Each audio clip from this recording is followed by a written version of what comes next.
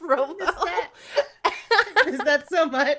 It's so good. Hi, everybody. Welcome to episode 10 of Ampistrano. As always, we have a lot of chaotic energy popping off in chat, especially because we have Robo Goblin. Yo.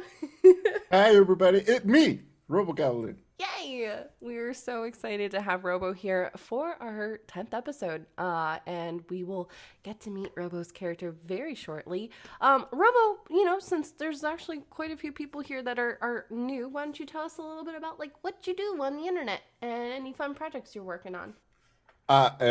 It's me, Robo Goblin, and you can find me at TTRP Gives on Twitter and on Twitch.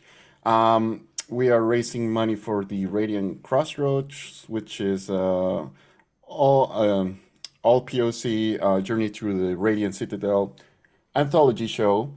We're still raising money for the sixth adventure, and then we are gonna have some really cool stuff for Latina Heritage Month in October.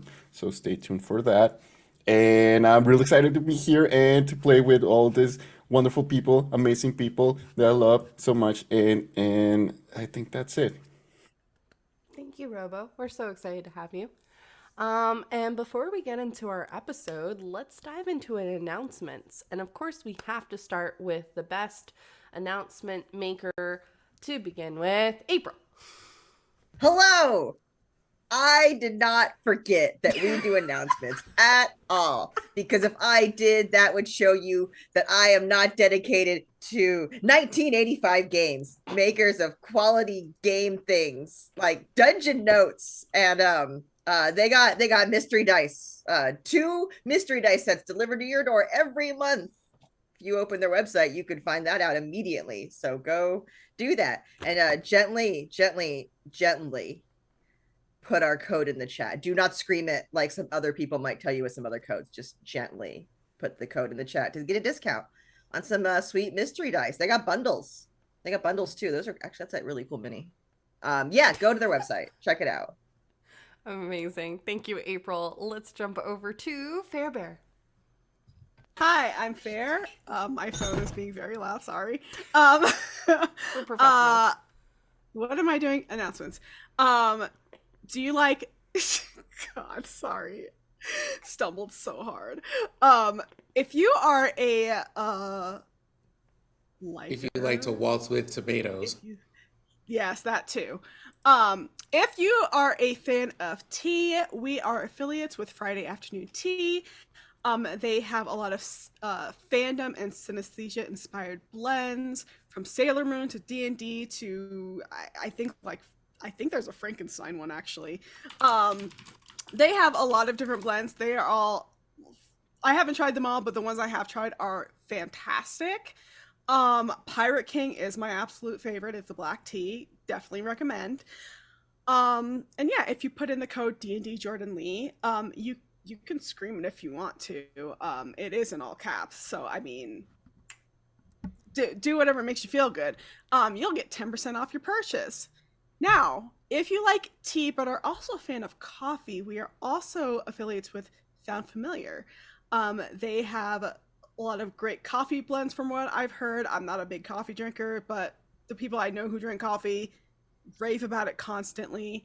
And I'm sure that means that their tea blends are also equally fantastic. So if you want to like just have a one-stop shop for both your coffee and your tea, check out Found Familiar. And again, D&D Jordan Lee for 10% off your purchase. Amazing. Thank you so much, Fair. Let's jump over to Finn. Yo, we got to talk about something right now. We're going to talk about misinformation on the internet because it's everywhere. You got to get your fact checks straight, because I'm bopping around over here on the YouTubes and on the TikToks, and I see these people posting all the fakeness, all the lies, all the falsitudes about that there's no one making quality DM screens out there right now. Well, you know what? Lies, falsehoods. You know what? There's some people who got talents and they got claws, and they will put those to good use to shape the wood for you. They will. They will take that beautiful tree pulp, that will take that that wonderful wonderful essence of forest, and they will shape it and stain it, and even in some cases paint it for you and your TTRPG happiness. Talon and Claw, they are out there making some good stuff. They're making things like dice vaults. They are making dice trays. They are making DM screens for players and DMs of all stripes. And they want you to go to their shops in various places on the interwebs, including Etsy. And they want you to, with your whole chest, use the code D&D Jordan Lee to get 10% off your purchase, as we are affiliates around here on the Ampistrano show, where you will get all facts all the time and probably a lot of emotional impact. But you know what will make you feel better after the emotional impact of almost dying in a library? Good wood. Good wood. I hate it. Wooden trinkets and game tools that make you feel good about the game life that you're living. Even if you're having to fight tooth and nail, or should I say talon and claw, for that character's life. Yes. Get yourself some good wood. It was like In two every way. commercials smashed After together, you and it was die. beautiful. Oh my god. Love you all. I just think that was actually really cool.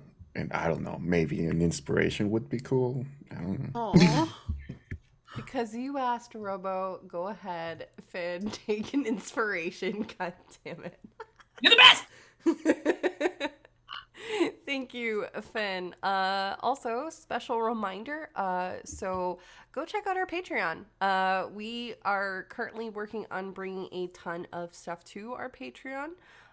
It's also another way, along with all the fantastic things that this cast has said so far, a way to support the cast, because we believe in paying our cast members. So if you want to go and tune in for announcements about guests, extra episodes of Ampistrano, behind the scenes info, playlists, there's a ton of stuff that's on our Patreon, so go check that out.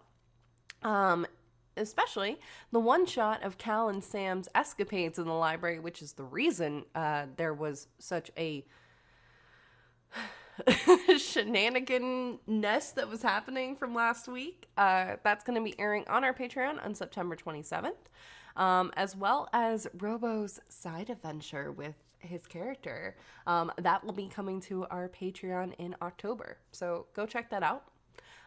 We are also affiliated with 1985 Games. Do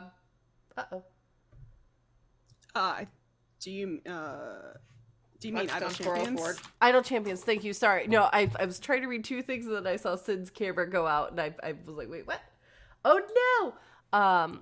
We are also affiliated with Idle Champions. So if you want to go ahead and use exclamation point, I believe it is idle in chat, that'll pop up with a code that you can use to get an Electrum chest, which you can use in the Idle Champions game. Amazing news that on Monday, September 12th, a Familiar Quest is back and will be continuing their adventures with DM Latia Jaquez, M. Montgomery, Michelle Bradley, Gabe Hicks, Eugenio Vargas, and special guest Kelly Butler as Scotty the Rescue Pup at 5 p.m. Pacific, 8 p.m. Eastern Standard Time. You'll also be able to add Scotty to your Familiars on September 21st, with the benefits going directly to Take This. Also, special reminders again, because we do this every show, go ahead and put in exclamation point TTRP GIFs, because we love Robo and what he is doing and all the fantastic things. So I believe currently they're raising money for their 6th adventure of the Radiant Citadel, which we want to see happen. We want to see all 13, but also beyond that as well. It's also a reminder, yes, this is Hispanic Heritage Month, but we should be supporting these people, these causes all year round, not just during specific months.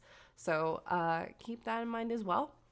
You can also enter in exclamation point Seffi and exclamation point Simon to help 2 incredible individuals take their next step. I believe Seffi just hit her goal But she did also just get some news that in order to get a lot of the surgeries that she needs to get, it actually is going to cost a little bit more. So we want to try and help out in any way possible. Please go check that out. All right. Let's see. Is there anything else I'm forgetting, y'all? Oh yeah, we all are now level 20. No. Yes. No. Let's see real quick. I know it's a little bit iffy. Let's cut to a quick break while we help Sin with tech issues, and then we'll be right back, y'all. So just hang on tight, okay? All right, hang on 1 second because I forgot where the break screen is. This is fine. I know what I'm doing. It's all good. God damn it, Yeah. Rob. Everyone Hi, will everybody. be happy We're to know back. back from our break. We're back. We made it back. Technically. So I hope you liked the first half of the session. Yeah, you know, it's just so much broken. Okay. Children. Dear God. Now we're going to dive into the episode of Ampistrano. That's not what I say, but it's fine. We're going with it. So, our adventurers came together to finalize their plans in the yard outside the river's end. First, to go return the stolen books from the restricted section of the library at Lyros. Then to go retrieve the lion statue from Pithyweather's office. Blackstone was able to pinpoint that while the plan was good, someone had been eavesdropping from the fountain. Seemingly unfazed, the group continued to the quiet school, as most of the guards, students, and faculty were at the festival. In a courtyard just outside the library, Cal summoned his unseen servant to return the books to the restricted section. That is, till something awoke from the library that had been long resting. A wrought iron gate dragon quickly began attacking the librarian and chasing away students. Cal, Diodora, and Aurea ran in to confront the creature, while Blackstone ran to get aid from the partying Crown's guards. An intense battle broke out that eventually brought down Cal, Diodora, and Aurea, and slayed the librarian and one of the guards. Just before the killing blows were delivered, a white orb appeared before Aurea and Diodora, stopping the attack as two figures appeared, and that's where we pick up. As silence seems to settle over the library, as the orb grows into two humanoid creatures, one tall dragonborn wearing large robes of blue, the arcanist Pithyweather, which you recognize, Cal, while you were still pinned. The other is, oh God, because it switched to Sin. It's fine. Robo, why don't you tell us about your character while I get everything? Oh God. Yeah, so it me, not Robogoblin, but you just see a 3.5 feet tall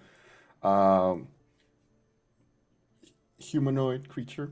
He has black messy hair with some white streaks, no beard, gray eyes, medium brown skin.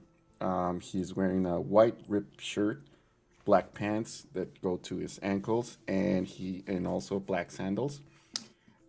He's also wearing some cool looking archery gloves, teal cape, and he just looks up, and that's it. He is him, by the way. But that's all you see. Fantastic. All right. Cal, you are still pinned for the moment. Dora, can you go ahead and make another death save since we were at that point?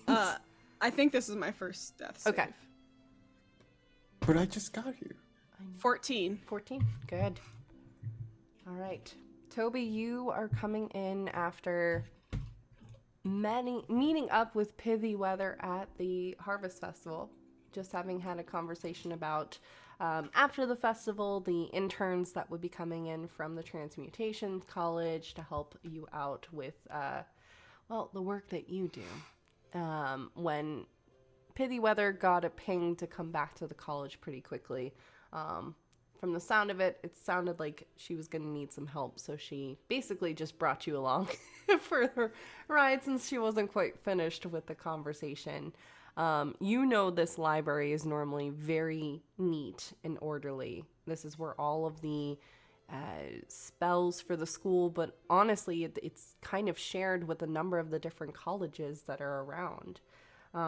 So the magic that is here, both restricted as well as open to many others, it's protected, it's sacred. And to just see the books kind of strewn about the place, you see that there is currently a gem dragonborn that seems to be kind of somewhat pinned to a wall from the metal that has come from this wrought iron dragon, as well as there is a fairy on the floor, as well as a looks like a human fighter sorts, as well. You also see an automaton, kind of. What are you doing, Blackstone? Because I imagine you just kind of came, you brought the guards and stuff, so. I mean, I did. So, like, I guess it would be like a thing of if the guards are still fighting, I'm helping the guards. Okay. They're not fighting. Right now, the creature is stopped, like, in its spot. And right before you, Toby, you see the, it's not a full dragon, meaning it's not like a dragon that actually has like muscle to it. It's kind of like if you've seen those coloring books where you've seen the outlines of like a dinosaur or something like that. It's the outline of a dragon, as this wrought iron gate has kind of built itself together in order to kind of defend itself. So you're just seeing the outline of it instead of the full dragon. Okay. Are they still up or? Okay, so. Sorry, I threw a lot at you. No, that's fine. Are we in a turn or? You are. You didn't come in on initiative. The dragon seems to have stopped the moment that you and Pithyweather came in. So directly behind you are you see the monk looking fairy, and then the human that's on the ground, directly behind you. So I'll just say to them, hello there. Seems like y'all in the pickle. Are they the good ones? Arcanist? And I just look up to Arcanist. I would guess so. It looks like they were trying to assist at least. Should we attack the creature? No, the creature won't attack anymore. No, not the creature. Okay. No, the creature won't. And you see at this point, Pithyweather kind of holds out her hands, and you see what looks almost like a thread of leaves kind of crosses in front of her, and she kind of does a couple of sigils in the air. And you see that there's kind of this light that starts to settle on the wrought iron dragon, and slowly it starts kind of backing up and losing its form, eventually stepping back enough until it settles back into the gate that's around the restricted section, save for the very top where you still see the kind of markings of a dragon's face kind of looking down at whoever would be approaching the door. Has stepped back. All right. I say that's pretty cool. I actually do have leave. Oh, that one's not moving. Hang on. And Should be making more death saves. I would say at this point, Oria, go ahead and make another death save, yeah. And Deodora, go ahead too. We have homework. I 3. Okay. Another 14. Take a look at the newer arrival in Disco. Please help my friends. I'm trying. Hang on. And I'll just get right in the middle, 60 feet between where Deodora and Oria are, and where everyone is. And I just clap my hands, and you just see this explosion of leaves all around me, and then a tiny pile of leaves appears, and from that it explodes into this magnificent wooden statue of an owlbear, and you just feel this warm energy flowing through into you. And I'm gonna use my healing spirit, and everybody gets a d6 every round. But how is that working if we're not in the initiative? With it not being an initiative, I would just say for this moment, since it's kind of taking place over the course of this round, it would just be a regular d6. All right, so everybody gets a 1d6, and that's 6 plus 4, so 10.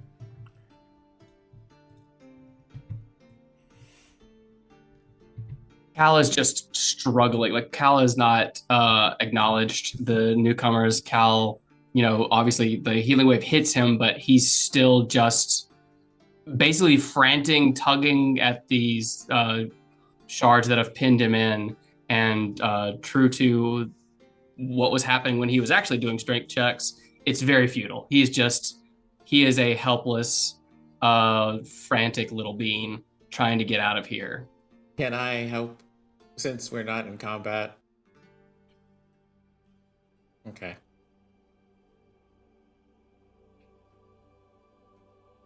Arya pops back up, coughs out a leaf that just fell. Theodora wakes up and feels fucking hung over, pounding headache, body just all aches, like she's been tossed around, which she has been a lot, and just sits up very slowly, just groaning and holding her head, just not kind of pissed, to be honest, because she doesn't feel good, so she's pissed off about You it. feel a gentle slap on your face where it's my hand's are you good? You live? Okay, we're both live. I just go, easy there, friends. I lick your palm. Aww. At that moment, as Aurea, you and Theodora both come back into consciousness and feeling fatigued, tired, sore, you see a small forest gnome in front of you, as well as a robed dragon-born individual as well, standing directly in front of you. Both of them, I think, are looking concerned. Bithywether also is kind of, her eyes are down, darting around the library, kind of taking everything in before they zero in on Cal. And she just quickly starts trying to, she looks at the both of you. Are you both okay? Why can't the librarians turn that off? I'm gonna look into that. I don't think it was. We weren't even in there. It came out at us. We were out here.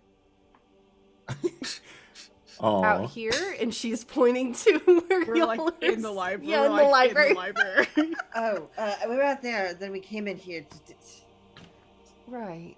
I'm glad you're okay. Toby, can you take it from here while I perhaps I see someone that perhaps may know a little bit more of what happened. Yes, ma'am. Hello, everybody. My name is Tobi Monteazul, and I'm here to help. And I just see Cal struggling over, and I just walk a little bit forward. Easy there, friend. You need any help? I gotta get out. No, help them. And he starts pointing to the librarian right next to him, because if everyone remembers, he's still pinned in the arms of this librarian. It's like, no, I'll get out. Help them now. Okay. Just calm down. I'll try to help this person up. Okay. They're currently pinned. You actually see sheets of metal are kind of sticking into this person. With your basic perception, I'm not going to make you roll for it, Robo. You can tell that this person is no longer of this world. Oh. It's an earth genasi / water genasi. They looks like it's half and half. The water, which usually flows around this librarian, which you've seen before, you've had very minimal interactions with them. They are not currently up and moving at this time. The water is kind of stilled, and you kind of see is actually collecting in droplets around the floor, mixing with the blood and different parts of the metal that is kind of broken off. Pithyweather has also made her way over at this point, and is looking a bit concerned. And you see kind of quickly pulls out what appears to be a small sending stone and is kind of talking into it for a couple of minutes, not taking her eyes off of Cal or the librarian at this moment. All right. So I'll just try to say, check this person and check for vitals, and hear their breathing or see if they're breathing. And I'll just look a little bit concerned at Cal, and I'm sorry, friend. I don't think there's anything we can do about them. But no, there has to be something. You have to, and he like keeps between like what he's saying. He's just grunting against trying to push these spikes or shards out of him, so he can drop off the wall. But you have to try. You have to try something. Come on. Let me help you out of those, and I'll try to help Cal out of the whatever it is. All right. Why don't you do a, let's say, sleight of hand, because he's kind of having to like bend over, move around a little bit in order to get out. And you can do that with advantage because Pithyweather is kind of bringing her claw along the actual metal, and you see a little bit of dust as she's disintegrating the metal. So it's starting to loosen and lessen, act more like a clay as you're getting Cal out. Okay. So that's a 13? Okay. Takes a little bit, but you're eventually able to pull this dragonborn out of the rubble. All right. And easy there, friend. Okay. Just When you say out of the rubble, are they like kind of doing that like little shoulder carry on him away from it, or like is this because if he's like it's just more like a helping, like taking your hand and helping you out. All right. Well, as they do, he's gonna like Cal's still leaning towards that librarian. Sure. Like, but there's something there. I know you can do something, and he. I am going to go and grab Cal and give Cal a hug. They were just here. They were just here. There's got to be something. They can't have gone far. And then his eyes dart to the professor for a moment. And Professor, isn't there something? And like as soon as it like triggers that he just addressed the professor, his eyes dart back to the ground, and there has to be something, Professor. There has to be something we can do. Well, I've called for one of our clerics. We can see if perhaps we can bring them back. What were you doing here, Cal? We didn't know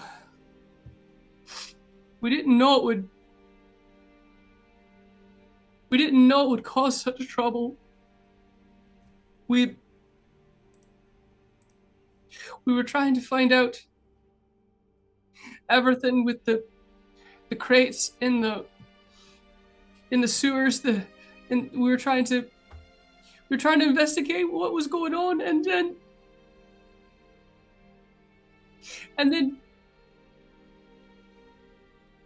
Greenwich,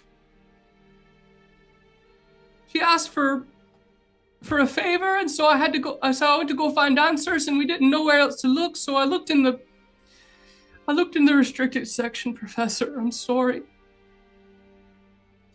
And I tried to put things back. I didn't want to know anything dangerous. I didn't want to do harm, Professor.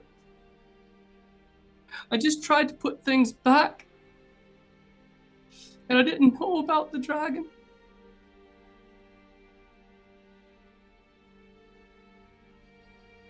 Okay. She kind of like leans over to you for a moment. Not gonna lie, Cal. I've read your work. You're very good at putting things to paper and making things a little bit more coherent. A lot of what you're saying is not exactly meshing together.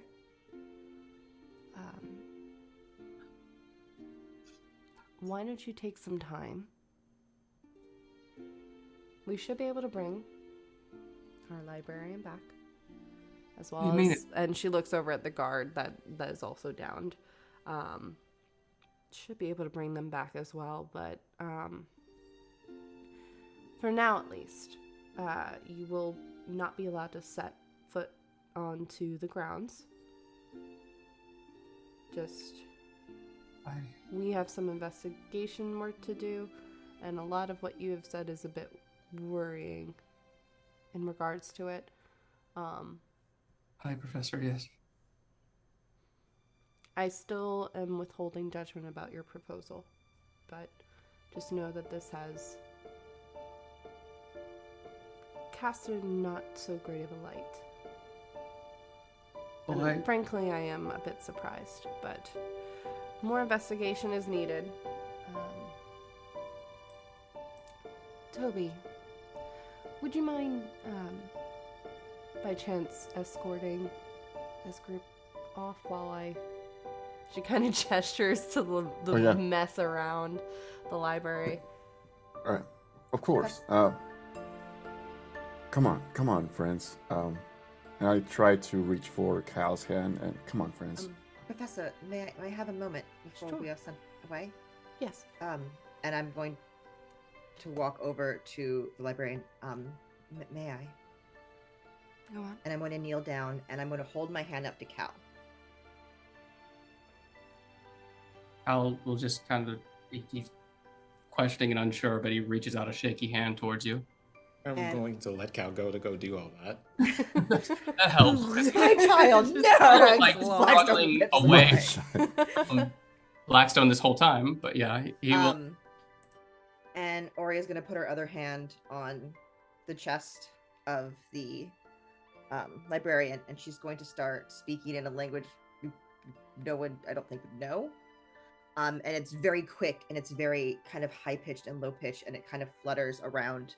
And you see her form start to kind of shake in and out and blink in as she is saying a prayer to the void and the mother to help this soul, whichever direction it needs to go.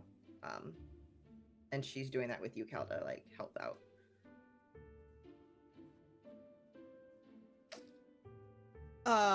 While this is happening, I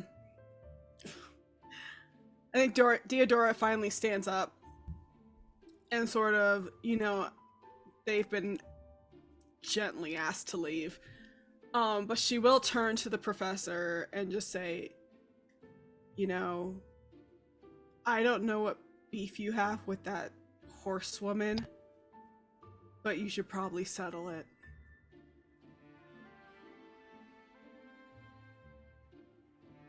Right. Sure. And your name? Theodora. Right.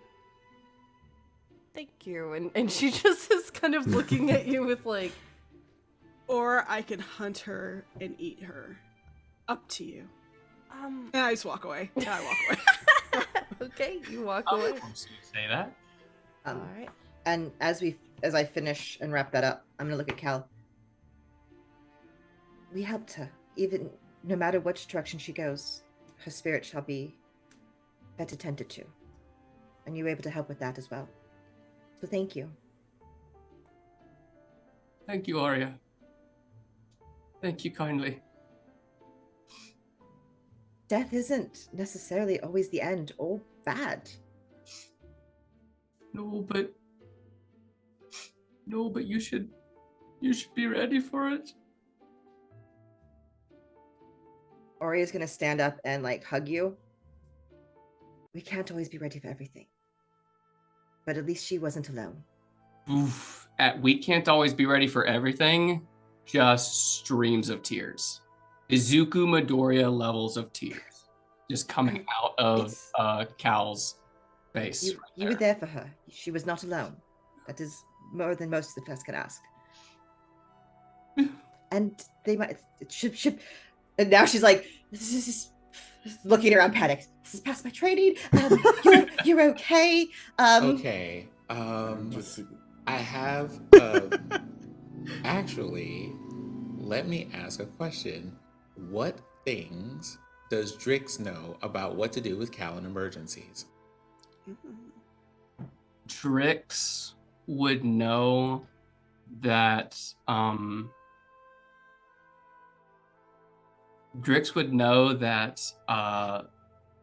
there was a lullaby that Cal would hum sometimes when he was on the road to remind him of home, and they had to sleep outside.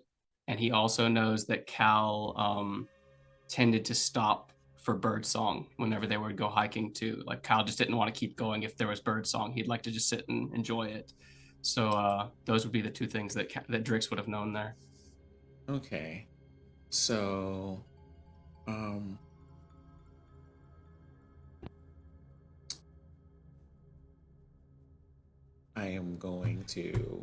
guessing Cal probably has his book on him. It's like his effects, like his book, his staff, everything that wasn't strapped to his belt.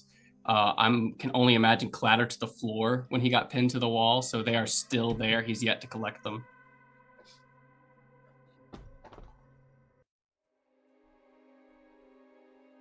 While everybody's kind of like tending to things and I see Oria panicking, I'm going to go over to the book and go, Drix, would you mind singing Cal a song? It seems that there is a lot going on. Oh, Blackstone, how are you? And he stops. Well, how are you now?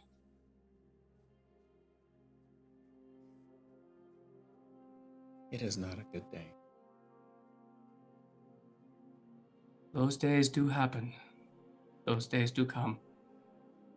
Where is he? And I just like move the book in the direction of Cal. I don't imagine he's very far. Oh, and Drix sees him in the like death grip of Oria, have in his own version of a death grip. Cal's not the strongest of people, so Oria's like, wow, I can tell he's trying, but come on, buddy. So Cal is like squeezing Oria as hard as a Cal can, just kind of bawling onto her shoulder. And Drix goes, "Oh, okay. Yeah, I know. If he, I don't know. Take me to him. But Blackstone, you're all right then." I am. I only have questions, but I am operational. It's good to know someone's operating for us. So, promise to give me those questions later. Can I ask you that? Okay. Thank I you. will ask you. I promise I will ask you questions. It's my greatest wish.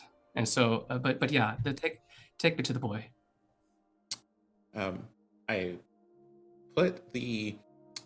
basically put the book in Cal's lap. I think his hands are occupied at the moment. Yeah, I guess we could say like, Cal's kind of, Oria might have like kind of gently led him to the floor or something at this point if he's crumbling that hard. He's not a giant, but he is a tall, lanky boy. And so he, as you lay Cal to seating and you lay the book next to him, that's when Drix look up and he'll, Cal? Cal, do you mind singing for me, Cal? you mind giving me something, Cal? And Cal kind of does like this weird snoot shake real fast, and he's and that's when he goes, well, that's fine, you sing when you can sing. But then you start to hear like an almost like audio playback that Drix produces of like, lark, nightingale kind of bird song for Cal, and he just goes, it's time to take a rest on the path, Cal.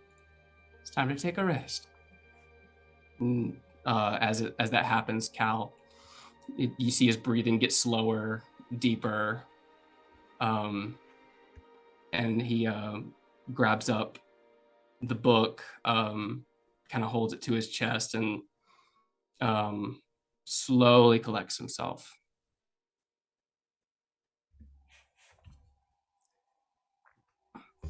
Ori, I hope that helps. Thank you. Out loud. Well, seems like y'all have been through a lot. And he takes out of one of his pockets a tiny teapot. And I just put leaves on it and a tiny bit water, tiny bit. And I use produce flame to just heat it up, just like that, pretty much. And it eventually goes into a boiling point. And I take one of my cups and I pour tea into it. So, anybody would like some tea here? It's a little bit bitter. Is this medicinal? You can say that, but it's more of a warms your belly. Question for the group: are you all slowly making your way off of the campus after? Okay. I feel Yeah, like I think this is when once Cal is able to collect himself and move, then that's what we do. Okay. I just want to make sure so that way she's not like standing there awkwardly as this is happening and just waiting for you. Please, I think leave. Deodora, after she said the thing about Greenwich, would have like at the very least stepped outside of the library and just waited for everybody else. Just because at that point it was like a lot was going on, so a bit overwhelming, but also she's getting she's pissed off for a number of reasons, mostly because like, how do you have this security feature but like the people who work here can't even shut it the fuck off, so like there's somebody who died, there are two people who died for literally no reason, and also the books cannot be more important than these people's lives. So I will destroy these books if I do not leave. I also kind of look at the professor, and with everybody probably on 10 at the moment, I pick the quiet but direct route of things and go, if at some point you would like a more comprehensive explanation of events, I suppose, I would like to help. That would be most useful. And your name is?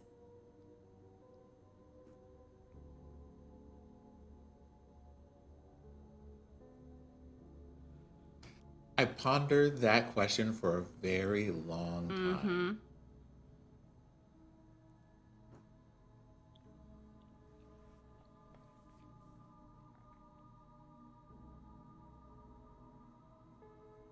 Yeah.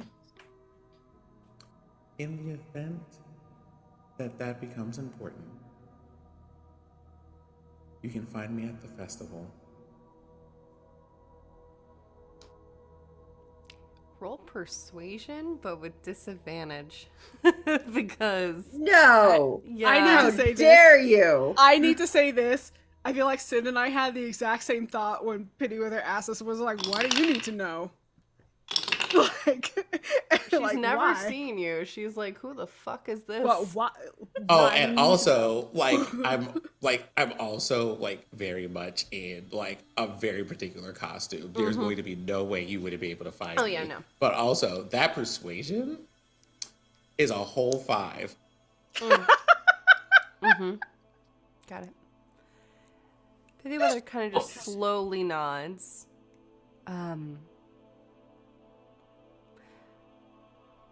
Look, I understand that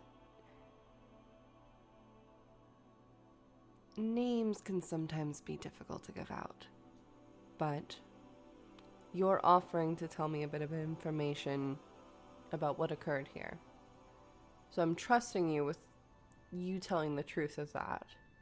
It's a little difficult if I don't know already, if you're unable to answer the simple question of what your name is.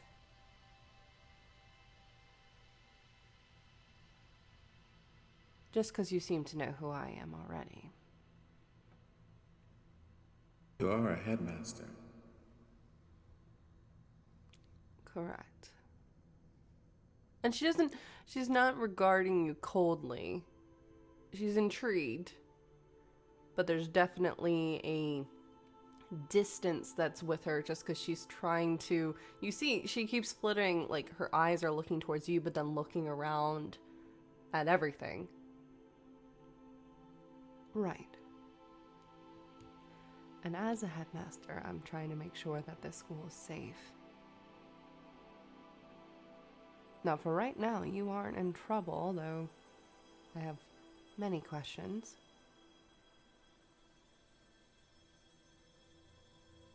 I'm trying to be respectful of your privacy. But you also have to understand that I have students here. That this could have gone much worse. And I don't know whether this threat came from inside or outside of the school. Now, I don't know you. And I don't know, she kind of gestures over to Aurea and Diodora a bit more. And I'm getting to know Cal. Which is why I'm giving you the benefit of the doubt. But I would hope that you would give me the benefit of the doubt in giving me your name.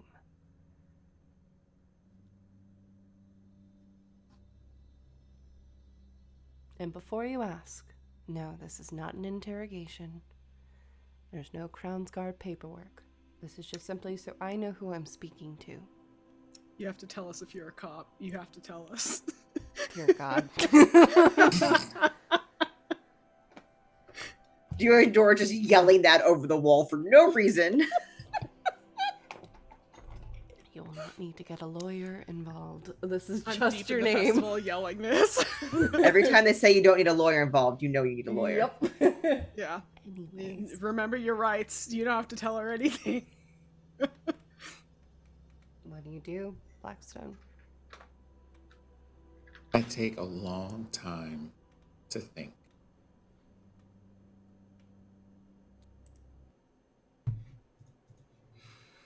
A very long time. She's standing there.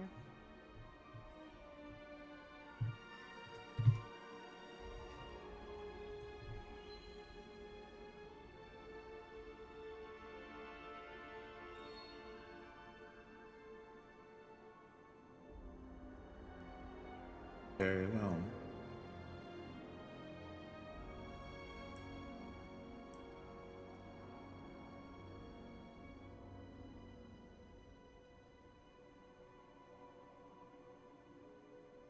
Oh my God. Call me Blackstone. Blackstone, you said? Indeed. I actually imagine, Toby, you say that. Like, oh my God. Can't hear any of this conversation. The Monty Python, get on with it! Yeah, the rest of you just see literally, like, it's just staring. No, I would be surprised if they were walking because this is a thing. We that left say you. while I Yeah, stay yeah. behind. I'm Oreo went outside. I've taken a long rest. Blackstone. Good to know. And I'm Pithyweather, as you know. I appreciate your candor.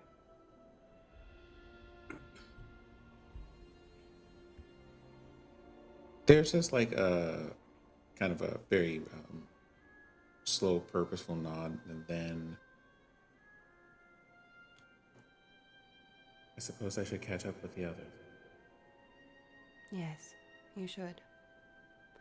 Enjoy the festival. And I head over there with no further like ado after He that. just lets you go. You all are somewhat ushered off. Tobi, I imagine you're leading the charge of getting everybody off the campus. But there are Crown Guard that are securing the area, but also lightly walking very far behind you to make sure you're actually leaving the campus. Oh, okay. Just to make sure you're leaving the premise. And you eventually find yourselves outside the gate of Lyros, which they do shut the gates behind you. Pithyweather will kind of pop into your head for a moment, Tobi, and just say, Tobi, I do apologize for having to cut our celebration short. I appreciate you taking this on. Perhaps they might be able to help you with the problem you brought to my attention. They seem like an interesting bunch that just might need a little bit more guidance. You I need appreciate anything, that. let me know. I'm sorry. I appreciate that. I'll let you know anything. Thank you. Not a problem. Toby just stops and just like Yeah, I'm looking just up at the looking sky, and we're around. like, I think I like poke him in the forehead. Ow. You're doing. Brain Oh, hugging. Blackstone does that sometimes. My Just disappear apologies. into your brains.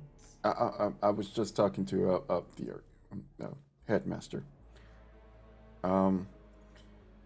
Why don't we go somewhere? Is there like somewhere y'all want to hang before we do stuff? Yes, I know an excellent place that's not actually that far from here. The Justice Floozy. No, not the Floozy. That's not what that word is. Floozy? It's not Floozy. I can't read my handwriting. Trick That's slash canon. lament. Yeah, the Justice Definitely want to go to the Floozy is Justice right now. the Justice Floozy is the brothel next door. Oh my God. But also That's where we're Oria's like, taking I Cal. know a place we can go, and Deodora's like spits Not out that place. spits some blood out of her mouth. Oh, What are you talking? we actually should 10 probably. hit points, April. 10 hit points. Both of us, 10 hit points. We have Constitution. We can drink still. Oh boy. We actually should probably head back to. Cal is literally crying. Ow. I don't think he should be drinking.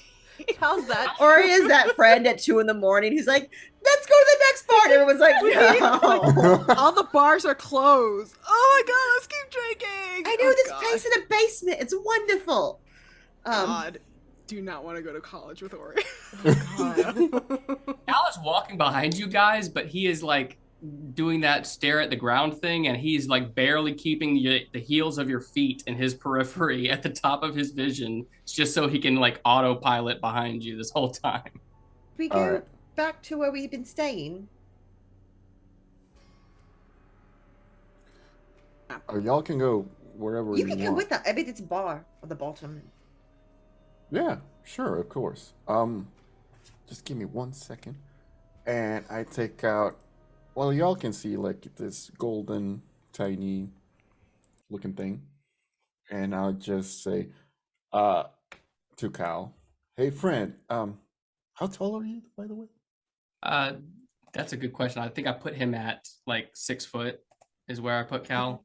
Oh shit, you're like The fairy's the tallest. really? Yeah, How yeah, tall yeah. are you?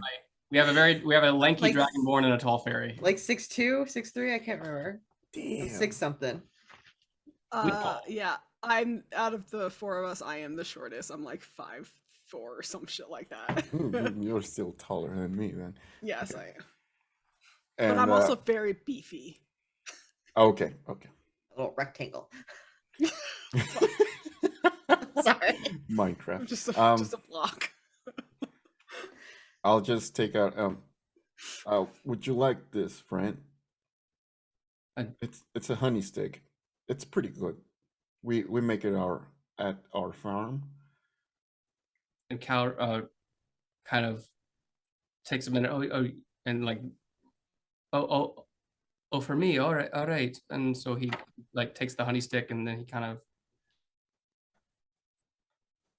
Yeah, you can just munch it, or you can just lick it, whatever you want.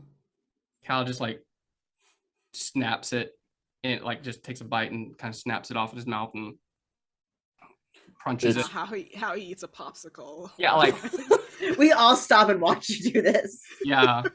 Cal is the monster that everyone goes, "Oh, your teeth," but he just like crunches it and starts to chew on it and looking, kind of.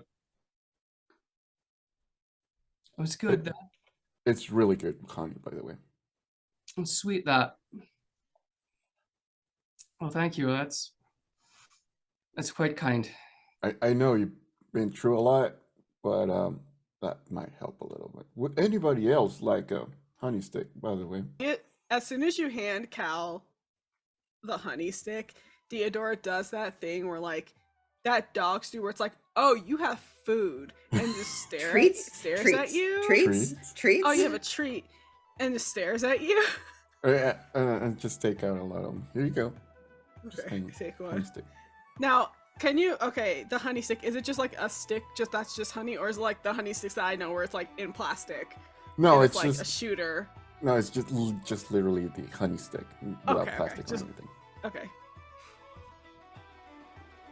I think as we're walking through Orient, because it's a festival, is like stopped at a booth and has like bought a beer, like 2 beers, hands one to Theodora. There's a turkey leg now. Oh yeah, you're able to, as you're leaving the school, it kind of picks up from it being utterly like desolate to music, people clapping, people dancing in the streets, food is everywhere, ale is everywhere. There's little fireworks that are going off because at this point it's approaching about midday, so you're still a couple of hours. Do I still have my things? Yes, you still have your great. things in. They were not knocked out during the battle. Okay. But it is approaching probably around lunchtime. So you can see already there are many drunk people walking around, sloshing their drinks. It's kind of, I imagine for most of you, a little bit jarring, just because you went from a full-on battle and quiet to now all of a sudden you're in, if you've been to a festival or been to Ren Fair or a concert even, kind of just that jarring noise all of the as everything is going off. And we all just look fucked up.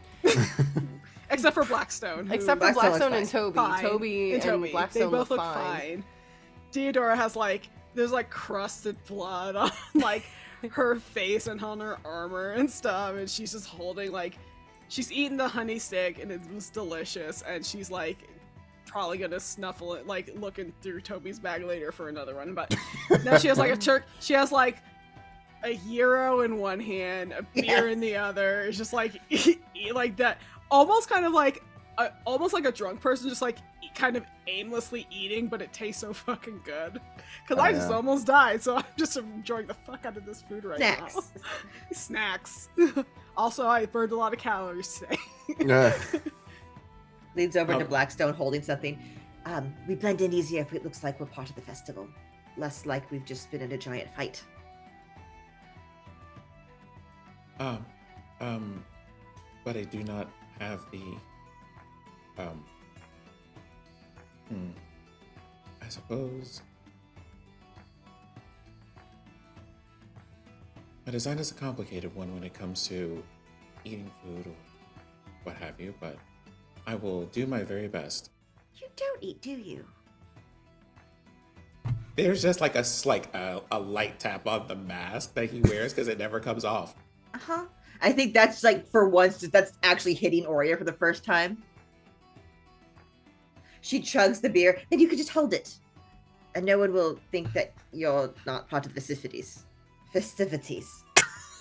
Already drunk. Already drunk. 10 I hit know points. something. I do have an idea. Do you have anything leafy? Like, what kind of leafy? Any kind She of pulls leaf. out like her smoking tobacco. Oh my god. It's kind of Tobacco. Tobacco. I do not know if Corbin could eat that, but this would Oh, I got probably this. be a Oh, wonderful for time to Corbin. feed him. Oh, hold on one moment. And Maria I'll pulls out a craft, dime like, bag. we fancier than that, okay? And I'll like druid craft like a little berries for them. Okay, thank you. You're welcome. Also, what of the other familiars? They did accompany us today. Oh, we had dismissed them before the fight. So we can call them back. Oh wait, so like as in they poofed out of existence, or as they were hiding somewhere nearby? They We like poofed into poof the them little out of pocket existence dimension, into like a little pocket dimension, so they would be safe. Oh, okay. Oh, In that case, I just like animals? whistle for Corbin. And you see like a little like mouse in a matching like hood and scarf, similar to the one that I'm wearing, just like run down the length of my arm and like start nomming on berries. You just hear the loudest, is that a mouse? His Do you name like- is Corbin. Oh, do I have something? I got tiny seeds if they want to munch on this. You can add it to the pile of them that Ori has provided here. All right. And I just put a little bit. Toby, do you like animals? I love animals. Oh, like you are going to you're going to have a wonderful time. Yeah, I do like a snap. loud whistle. Yeah, you snap and I whistle at the same time, and like our familiars just poof into our arms. And what are those familiars? It's a little blink dog. A Its teacup name is displacer kitten. Sparky. Yeah, April has. It's a little teacup displacer kitten. Toby faints. Oh no! We've killed another one! Oh god! We can't I touch another death! I pick Toby up by like the scruff and just toss him over my shoulder. He's so small. And just oh my goodness, those are the cutest animals I've seen. Oh my man, may I pet? Go for it. And the kitten kind of like comes up to you and like runs up your shoulder. I'm dying here. Actually, Yeah, rolls. It's great that he is socialized. And I just And try I to just- hello, and just pet them and give them boobs and offer them food, whatever food we He got. poofs and then like lands on your shoulder. Oh, the blink dog. Yes. Oh my goodness. And yours, April, was the Displacer kitten. displacer kitten. Okay, so it has tiny tentacles. Yeah, little tiny tentacles, and she kind of looks like she's like staticking back and forth. When she gets excited, the more excited she gets, the more Out like of focus. She's like a magic eye, just like Yeah. you can't focus on her. Oh my god. And I just try to help them out and offer them food. And I love animals. I know this is, you've been through a lot, but I've seen you love animals. I'm actually looking for my familiar. Oh, like well, what? you already have one, or do you need to get one? We know a really good stock. Yeah, but we got separated and I can't find them by any means. Cal like has been kind of 1,000-yard stare most of this, but picks up on all that and if it's something you're trying to find, have do you know the area that they're in? Because we could maybe give a quick look. And he is holding his staff now. He's put his book back in his bag, and as he like waves his hand over the top of his staff, Kyra, his raven, appears under his hand as he's like brushing down the back of her head, and down to her tail feathers, and as he makes that motion, she just kind of appears under his hand and does that, stretch her back and shuffle her feathers, and kind of takes inventory of, oh, I'm back here again, and then kind of pecks at the top of the staff that she's on, and pecks at Cal's hand, and then kind of gives him a nuzzle. Anime heart eyes. And this is way too much for me. I love animals, but y'all, this is so adorable. Well, What? I was thinking if you know the area of the person you're looking for, or the friend you're looking for there, perhaps we could, take a look from the sky then, and perhaps we could give a look for them. That's way too kind of you. Are you sure you're up to this? We can just hold on for a bit and enjoy the festival, if you want. And we should probably rest for a little bit, at least. Yeah, But we can help you if everyone else is good with it. I would love that. That's pretty kind of you. But I think y'all should rest, because if I'm being honest, y'all don't look good. Well, that's fair. Isn't Sam supposed to be here today? Oh, Sam. Oh, dear God, Sam, dear poor Sam. Sam! She said she's going to investigate. She's going to find out. She's going to know. She's going to know Sam. Would you like me to go and look for him? I don't know how to find him. He's not supposed to be at the tea shop until later. He's Talk to people in your head. Only when I can see them, you see? Only when I know where they are. And if Sam's a good distance, or I don't know where he is, I can't really connect there.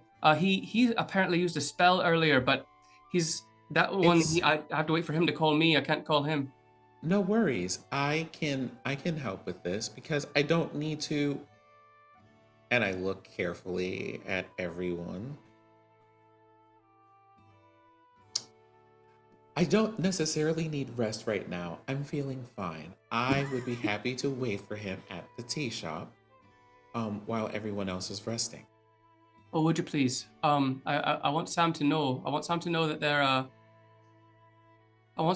they're looking into the library, and that he should prepare himself. And then I'm so sorry.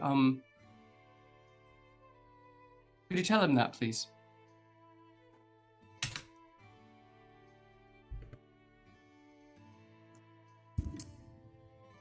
Sai, hold me to it.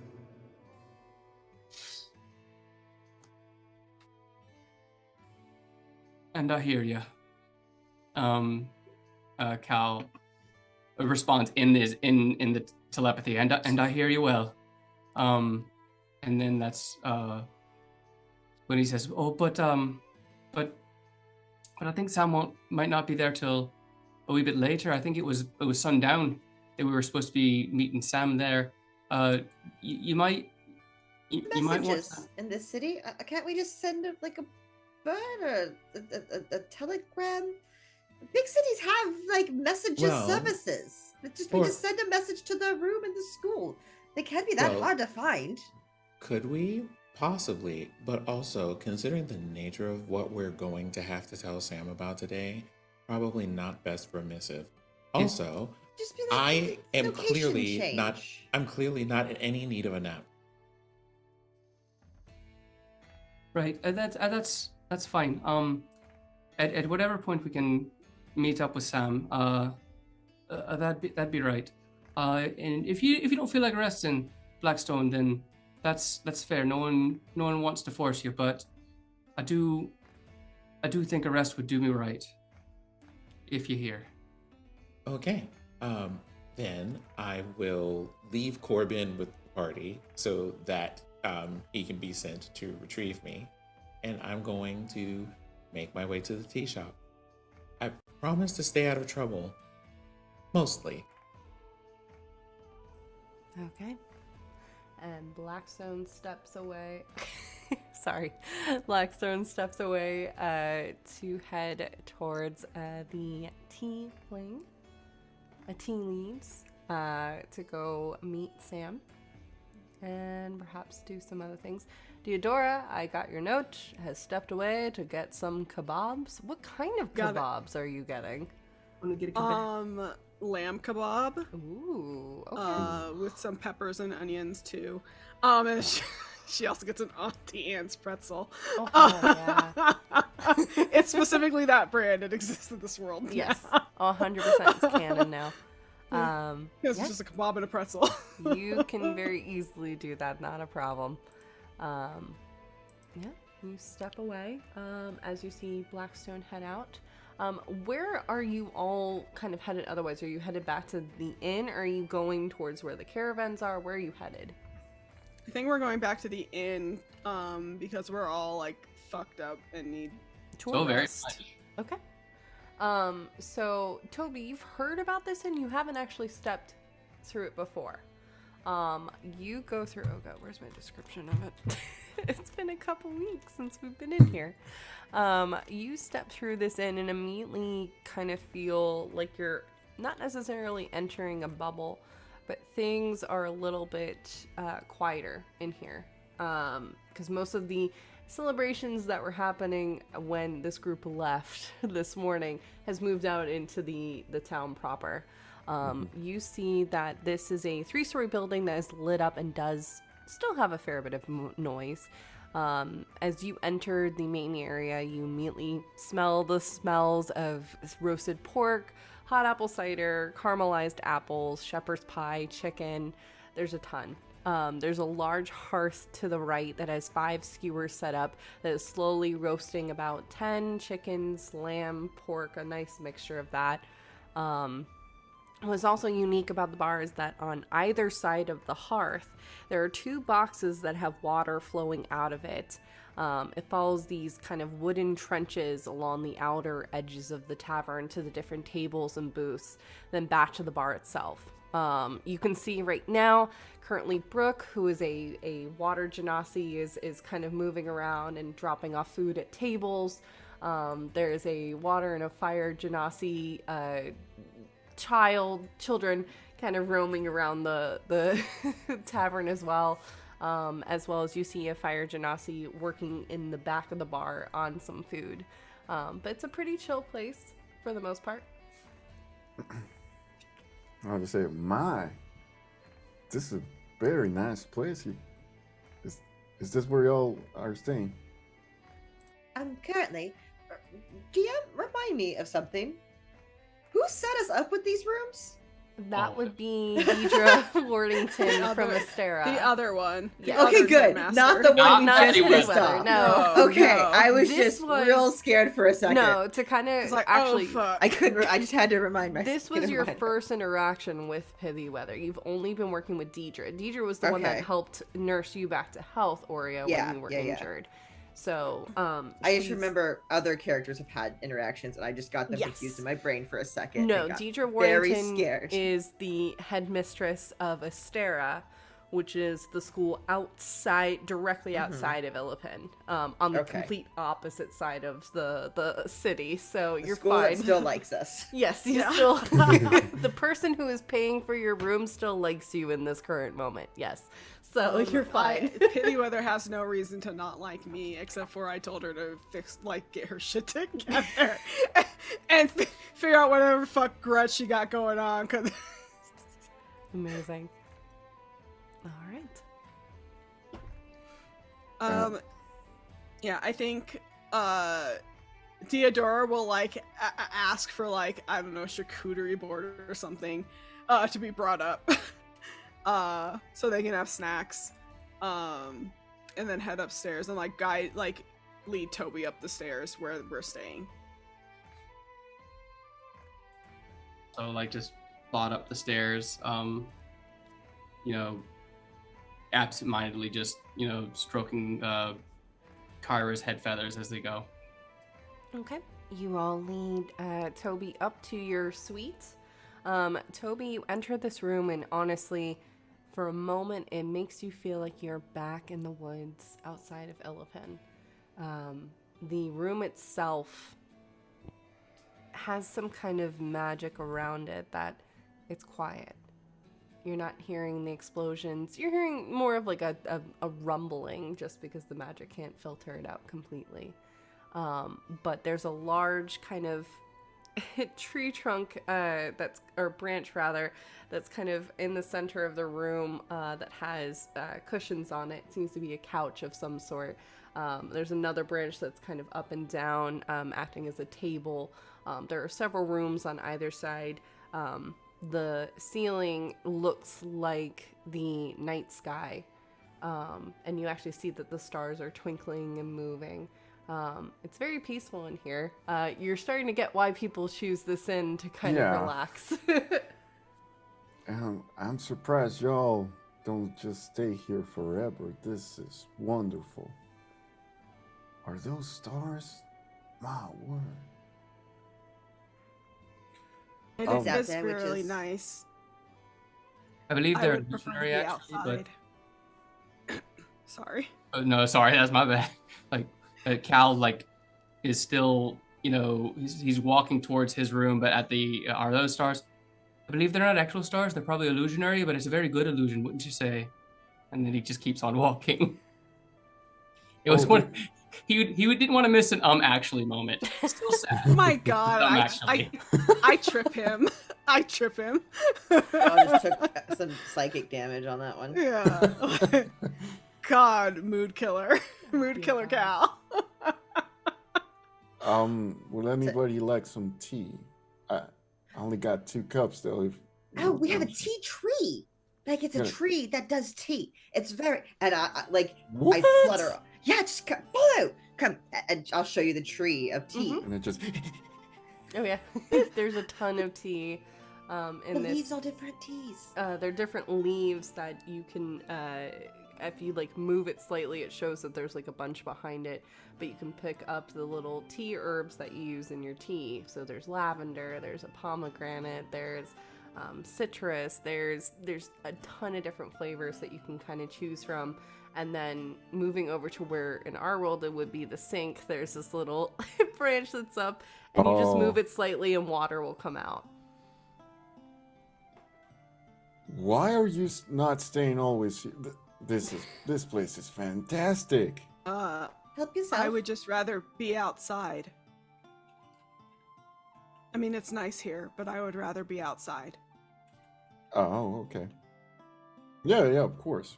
Whatever you fancy the most, but I'm just saying that this place is fantastic. To be inside, this is a pretty good inside. Yeah. Oh, we have an extra room. Oh, for me. Oh, yeah, Yeah. if you wanted to stick around. I mean, you could also leave. You were only told to, take us out. But we are going to go help you. But if you wanted to stay while we... There's a room. I appreciate that. Thank you. Am I staying in some place here, Joey? You would have some kind of residence just outside of Illipin, but it's up to you. Do you think Tobi is gonna party hard at the festival and then need a place to crash to get to know these new acquaintances, especially as the ceremony is at sunset? Or do you think Tobi would just return home? I think that I'm probably just gonna stay around here because seeing how they look rough and they've been through a lot, I would just try to be here for them. Sounds good. Okay. So yeah, I appreciate the room. I'll just go get my stuff at the residential place, and I'll be back. Oh, awesome. We'll be here probably asleep. But just let yourself in. It's fine. Thank you. I'll just go get my stuff. Tobi. Theodora absolutely crushes that charcuterie board then. Yeah. Theodora quickly starts diving in. You all that are here at least can take the benefits of a short rest. So go ahead and do that. As Tobi, you head out of the tavern and you're heading towards your glade, correct? Yeah. Okay. Just getting my stuff.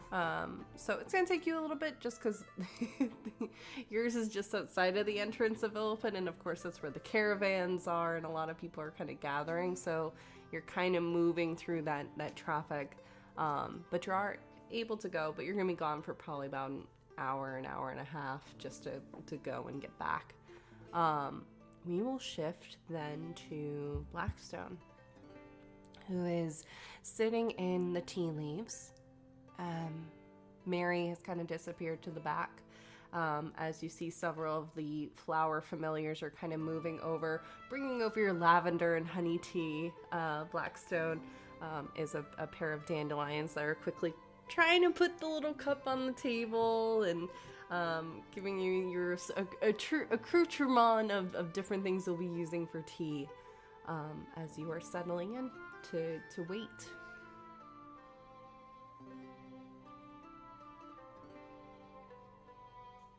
You are muted, my good friend.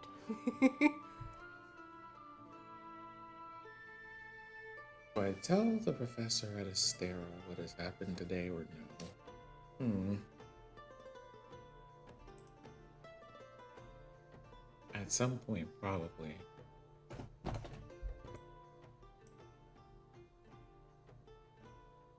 I should come up with a list of names. Perhaps I will tell people to call me Corbin in the future.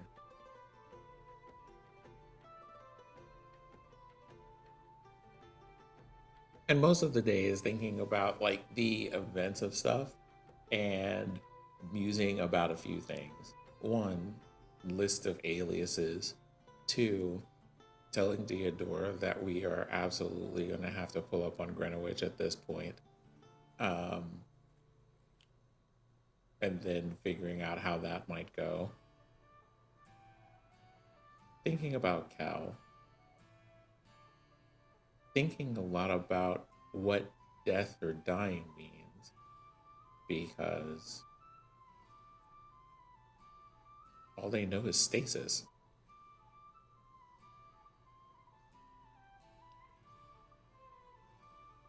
As you're... It's kind of like, I had to come, had a moment where we had to have that whole encounter and I was like brought back, but I don't think that's even the same as what happened to the librarian or what they're going to have to do to, and I put this in air quotes here, fix it. That's going to be a very difficult question for Drix when that comes up. As you're kind of contemplating all this, the shop itself is pretty quiet. And there's not a lot of people in it just because most are at the festival. I would like Blackstone to make a wisdom save, please. Wisdom save? Wisdom save. Okay, wisdom saving throw. That is a 16. Okay. You being someone that can expand their mind to connect with others, it's natural you would have some kind of defenses in place if someone that you don't want to make contact with is trying to contact you.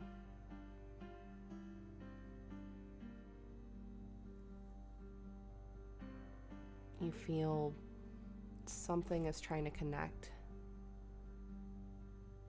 And while your defenses are doing the best, it isn't long until you hear a familiar, unfamiliar voice. You're not sure.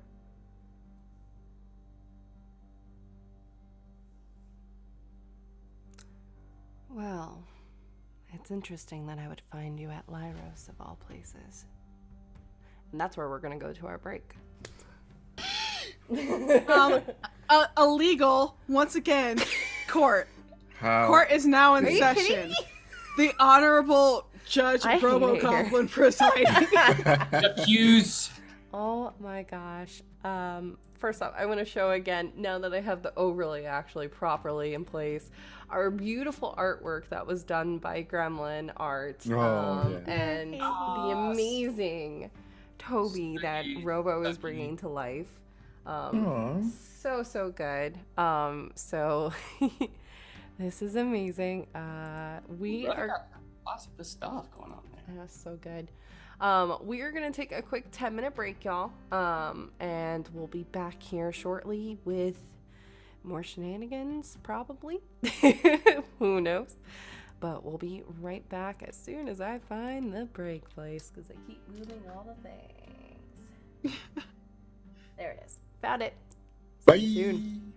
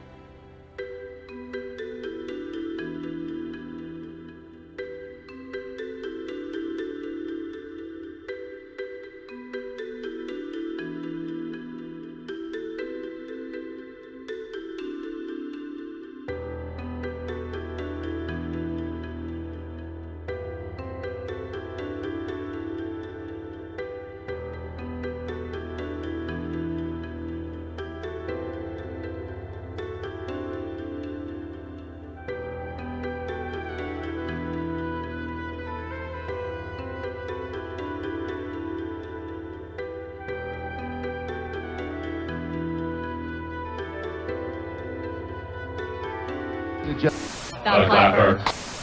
Easy to. I'm bored. We can go scream at the cat for another hour. Nah, I'm tired of screaming at the cat.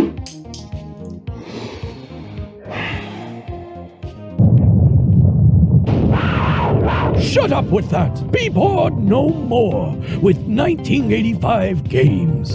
Enjoy their vast variety of products and help bring your tabletop to a whole new level.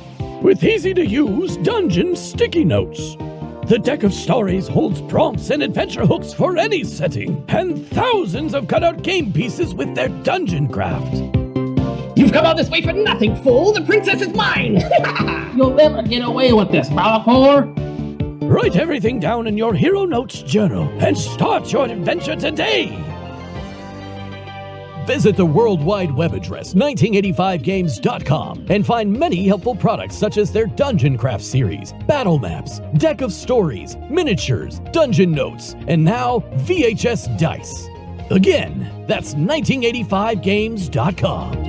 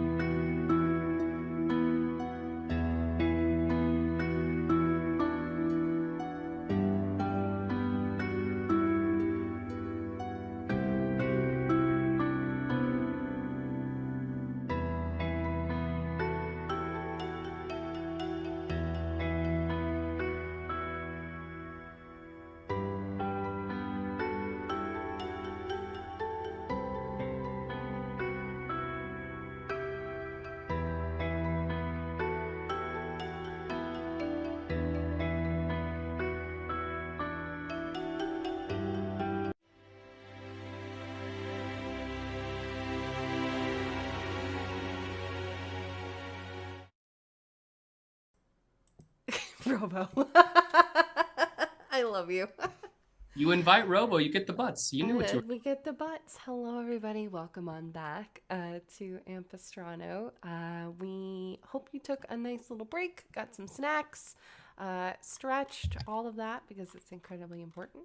We're going to dive right back into it. So to catch you all up, our group kind of split up a little bit. A few folks are resting and trying to get some hit points back because they're in pain, but they're also processing some slightly heavier topics and themes. Tobi, who is the lovable forest gnome that Robo is playing, has gone back to their glade to get some belongings as they will be staying with the group for the next couple of days. As Blackstone headed to the tea leaves, waiting for Sam to arrive. It's going to be a couple of hours, and was met with a strange whisper in their mind, saying, "Interesting to find you here, at Lyros of all places." Now you said this voice is or isn't familiar to me, and I'm not sure which. Go ahead and roll a history check. Okay. To see if you can remember this voice, the vocal tones, if it's able to register. That history is a 15. 15. Okay.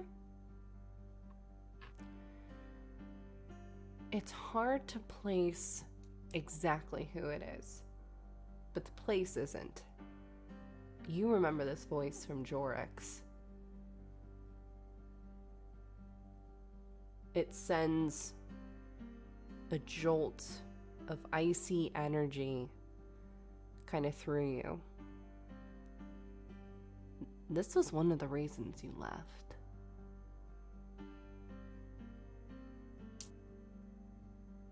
Or you were warned to leave. And to remain on a low profile.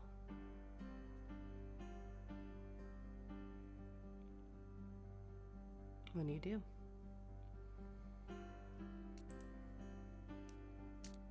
I'm assuming there's only a narrow amount of people who would know about any of that. So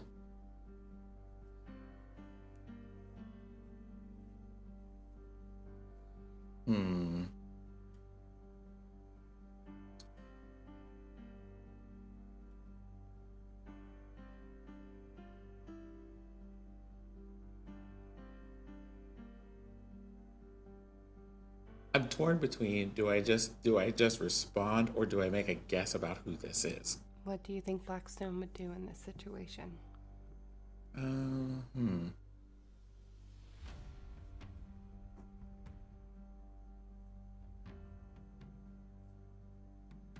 I imagine you're kind of Blackstone, you're still sitting there, but probably your eyes are slowly moving around just to see where you can pinpoint this voice is coming from. It's no one that's inside the shop. No one that, because at this point, besides you and Mary, there's really not anyone else in here. But it is obviously, because of the nature of this spell, it is someone that is nearby.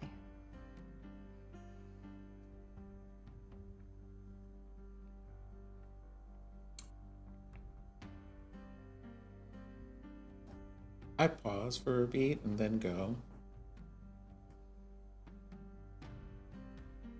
Are you here with a message? More like a warning. I would tread carefully with this group that you're with. Are they in imminent danger? They could be. Especially with the path that they seem to be taking. You especially need to be worrisome, being what you are.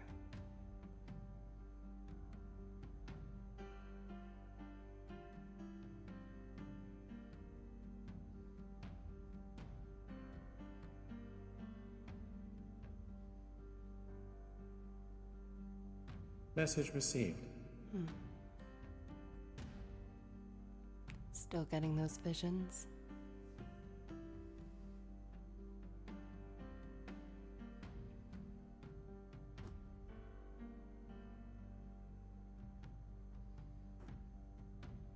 They are currently of lavender and honey in teacups. Always did appreciate that sass. I'd be careful. Keep a lower profile. Especially with that wizard. He's treading into things that, well,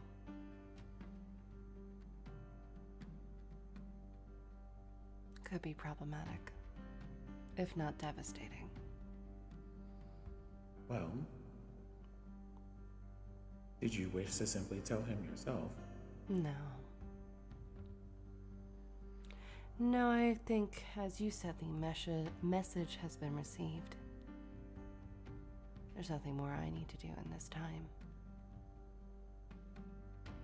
The group's moving again. The one that you've been hunting.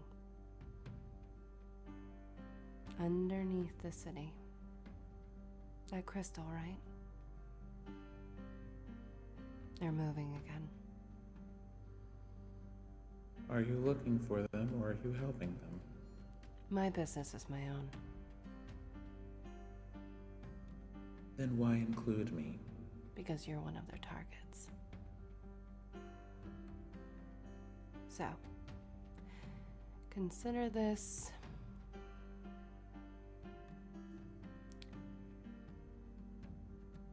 a little bit of help. A little helpful information for you.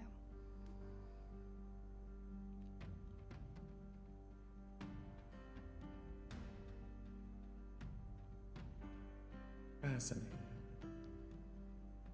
They're known as the Society, and that's all I can say.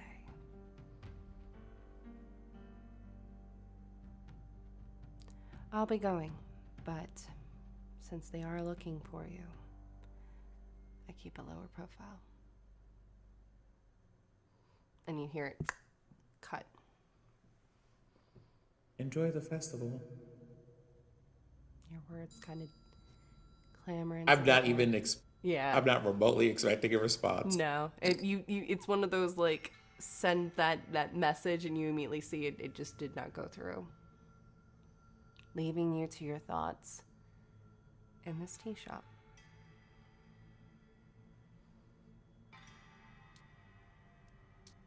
They seem at the very least interested in my remaining alive. I suppose I'll have to consider that in my judgment of what to do from here.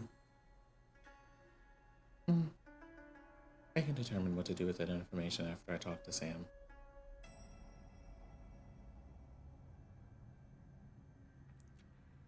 Okay. Do you do anything else, Blackstone?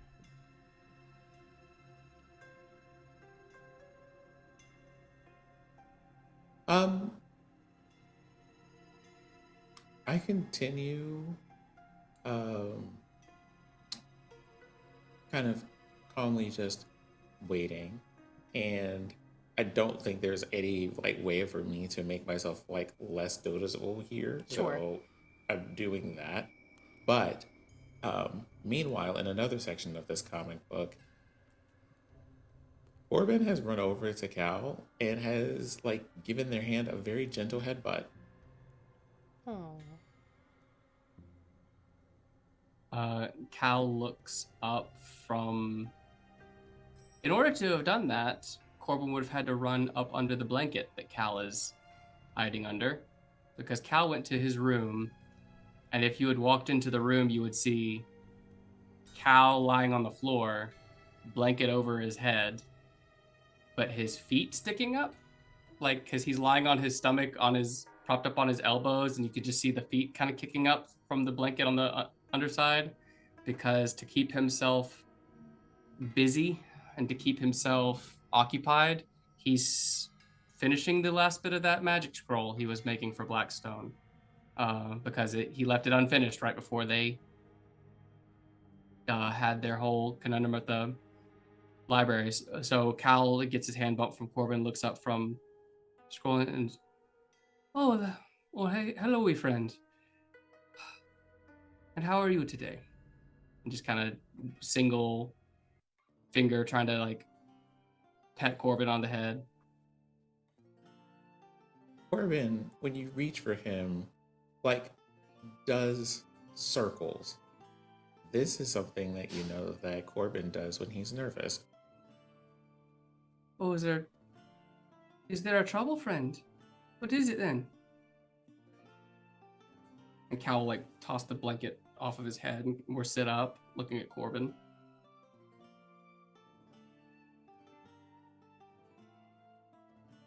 Well, if you're still reaching out for him, he'll just like kind of like curl up in your hand for comfort.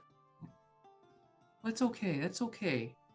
Oh no, I know you weren't there, but you can see you can see we're all going through it, can't you? Then, and so like he just like holds Corbin, curled up and everything. But it's all right then. We'll be with Blackstone again soon. We'll all be together. Would you like to meet someone though? And that's when Cal will kind of do like a little click and hold his finger out for Kyra. Remind me, did Kyra and Corbin already meet? They had. They have. Oh, would you like some company? Would you like to see a friend? And then like as he clicks, Kyra flies off of the little kind of perch she had made above the door frame and comes over to like light on Cal's fingers. You see, we're all coming at this from different angles then. I know you kind of like to scurry and she kind of likes to soar, but when everything gets as difficult as this is, it's good to know that someone has another view of things. So maybe, and he just like lets he brings them close to each other, and maybe it would help to know that we're not going through it alone, yeah? And he brings Kyra close to Corbin for Kyra to kind of almost like if Corbin's all curled up in Cal's hand, Kyra like brings her beak in and almost like gives a little nuzzle onto Corbin's belly right there, just gives him a little nuzzle and a little squawk at him. There are very curious squeaks between Corbin and Kyra. I feel like it's like in some of the Disney movies where the animals don't speak, sure. And there's the heated conversation or the very excited conversation of squeaks and squawks between the two of them. But all things being said and done, so Cal takes Corbin and like offers his vest pocket. This vest that I'm wearing doesn't have one, but he offers his vest pocket for just Corbin to kind of cuddle up in if he wishes. Not bad. As this is happening, what are Aurea and Diodora doing? I think Aurea is just passed out on the couch, like upside down, leg over the back of it, like empty Euro wrapper in one hand, just kind of snoring. Yeah, Deodora's absolutely Deodora's absolutely like passed out next to that charcuterie board. Like it's completely demolished. There's crumbs. But like yeah, and just sort of like she's like, you know, shrugged out of her chainmail or whatever, and just like she could pretty much sleep almost anywhere. So she's like crashes out. Just like it's not even like nightfall yet, and it's already been a long ass day. And then food coma, because we ate a lot. Food coma. That too. Yeah. Like it's been a week and it's not even sundown. Yeah, exactly. All right. We'll pan that. Also, just sleeping way more comfortably than Cal would. Oh, just yeah. like whatever. People die. It's normal. But also that fucking sucked. Displacer kittens ripping up the curtains in a corner. Oh my god. We have cats. We know what they do. Pan the camera outside you see the window. I imagine we're zooming in as Aurea and Diodora are passed out, and instead focusing on the window that is looking outside of the tavern itself. It keeps pushing past the gates and walls of Illipin, past the caravans, past those hills that Aurea and Diodora were just standing on a couple of days prior, into the forest line around Illipin. As Tobi, you are finally back at your glade. Why don't you describe what it looks like? What does your residence look like? What does Tobi do? I don't think that's even been discussed yet. Oh, Tobi is a farmer. So it turns out that Tobi works at his family farm. They got a whole haven for owlbears. So there's basically a lot of owlbears in the wild, and we take care of them until they are safe and comfortable to go back into the wild. We got chickens, we got horses, bees. We got our own bees. That's how we make the honey sticks. And my parents are there. My brother is also there, and I'm more of the. I take care more of the animals and try to heal them and make them feel better. I imagine this like a small shack where all of us are gnomes. It's a tiny small shack with a big ass place for all the owlbears and all the animals. The owlbears don't eat the chickens or anything in our place. They got their own food and they love their own food, berries and salmon. But yeah, it's a lot of grass growing in our place.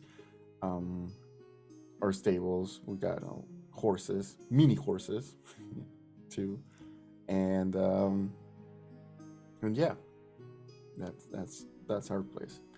It's a nice little kind of home away from absolutely everything. Mm-hmm. This is also the downtime before the interns from Lyros and some of the other schools, druids in training, come to stay with you for the semester to help out for the fall and for the winter. Those are the hardest times when it comes to this owlbear conservation. I've read it in chat. Conservation. I said consbear. Okay, it's fine. Anyways. Conservation. Conservation. You know that this is the time just before that. So, your parents are kind of roaming around right now. They're not in the house at this exact moment, but they're getting preparations, kind of the quarters that the interns will be staying in whenever they're coming back from classes and on weekends when they're doing some work around, as you help to teach them everything that comes to what you know about nature, what it comes to kind of your balance, that the fact that we take so much and we have to give back, and at the same time making magic your own. You know this as Pithy Mother has pretty much mentioned it, that you are one of those professors that is also doing other things. You're one of those teachers who's like, come to my house and I'll teach you the lesson kind of plan and stuff like that. More of a relaxed kind of sphere. So what items would Tobi be gathering as he's about to head into the city for the night? He takes a necklace that has only one feather and one brown feather. Okay. And he takes that, and he also grabs another cup. Mom, it's me, by the way. I'm just taking a couple of this. Don't worry about it, and I'll be home later. Do you have your blanket? I do have my blanket. It's right here. Okay. Do you need All right. anything? Do you need sandwiches? Yeah, I do need You want some some sandwiches. Okay, what sandwiches would you like? I'll make them up right now. I will take a berry and berry and the D&D equivalent of peanut butter. There's peanut butter, there's Nutella, there's those different spreads in terms of that. You can easily get those. Yeah, and no crust, please. I know. When do you think you'll be taking off the crust yourself? Mom, you're a I'm professor. 25. Mom, I'm 25, but I love you and you're my mom, and moms are supposed to do that. Te amo. También. She just says from the kitchen as you're kind of packing up your stuff.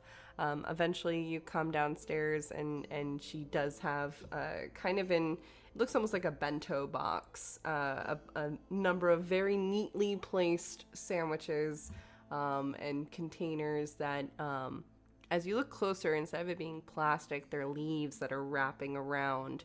Most of the items in your home are made of the earth. So, there is plates that honestly are woven branches and leaves that have been kind of braided together to create bowls and different items for you to have. So you have all that ready to go? Yeah, all right, mommy. Thanks, Mom. I love you. Wait, kiss, and you just see this very short gnome coming in, very curly hair, gray, is kind of like you're that stereotypical grandma in the woods kind of look. They're a little bit rounder, and she just kind of you're taller than she is, so she'll lean up and then just lean down and kiss on the forehead. Thank you, Mom. I'll say, is my brother around? Oh, never mind. I'll talk to him later. I think he's out searching still, but All he right. should be back soon. All right, that's cool. That's cool. Dad is still chopping wood. Dad's napping.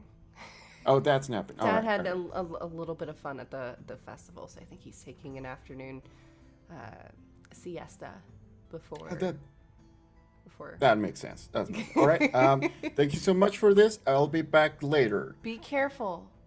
Of course, always. Later is Most in of the time. tonight. Should I wait up?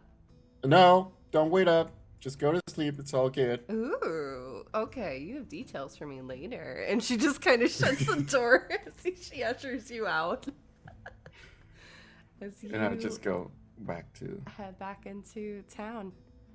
and once I get back to their place and like I just knock on their door. Do you all sleep in different rooms? So they have a suite. So it's one basic room, and then they have, if you've seen kind of like dorms and stuff like that, they have rooms off of the main area. But there's a door that goes into the suite itself that it's the first one when you come up to the stairs to the right. So. All right. And I'll just knock on the door. Hello, it's me, Tobi. I don't think I told them my name. I said that out loud. I don't think they heard my name. I'm the gnome that was accompanying you. By the way, when he knocks and calls in, Cal will kind of more or less scurry on all fours to the door of his room and like kind of peek out the door to see if like Deodora or Oria are out there and able to answer, and then oh just a moment then, all right, and then just crawl to your door like a lizard. Is that what you did? It's exactly what he did. He was on the floor like writing and doing his more or less his homework, and so he just like scurried to the door, just like look around, and then all right, I'll be right there. And so he'll stand up and go to the door, flip the latch, and pull it open. Oh, welcome in, friend. Welcome in. Thank you. I brought some snacks if y'all want. Oh, did you though? That's so kind of you. That's so sweet. Please take a seat. I believe the the ladies are perhaps still resting. We'll rouse them in a moment if we need to get to move. But come in. You said your name is Tobi, and I'm so sorry.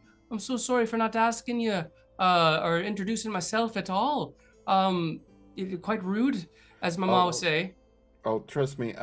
You've been through a lot, so I'm not saying anything. How are you, by the way? Oh, I'm fine. Yeah. So we're How are you? I'm probably, and it's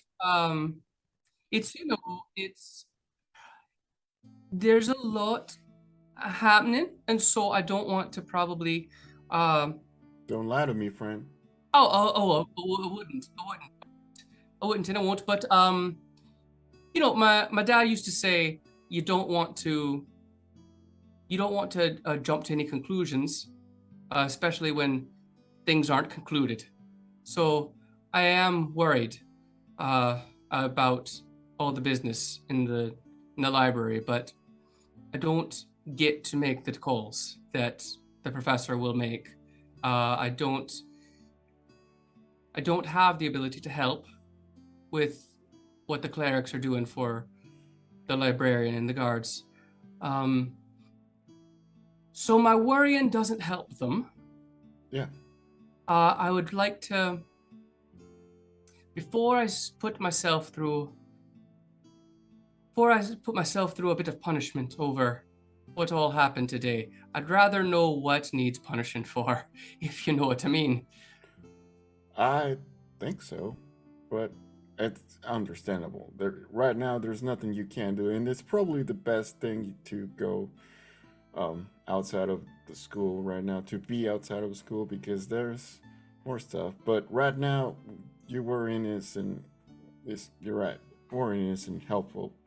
But what about yourself? You are you just appeared right out of thin air there with the professor. I'm sorry. Did we interrupt some kind of meeting between you two with all of our commotion?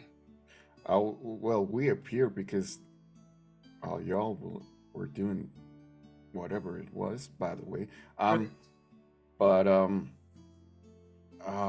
yeah, I was just there to ask for the professor to ask the professor for some help in finding one of my loved ones out here. Oh, are you from the area? Are you visiting? I'm from, what's the name of the place where I'm from? Can I just... You're from Illipin. It's just you're from outside of the city. It's a glade that's in one of the forests that are just outside of it. Okay. It's a forest that has many different names. You would more commonly, being more local, know it as the Jesus, it's been a minute since I've read the name. The Jadeite Forest.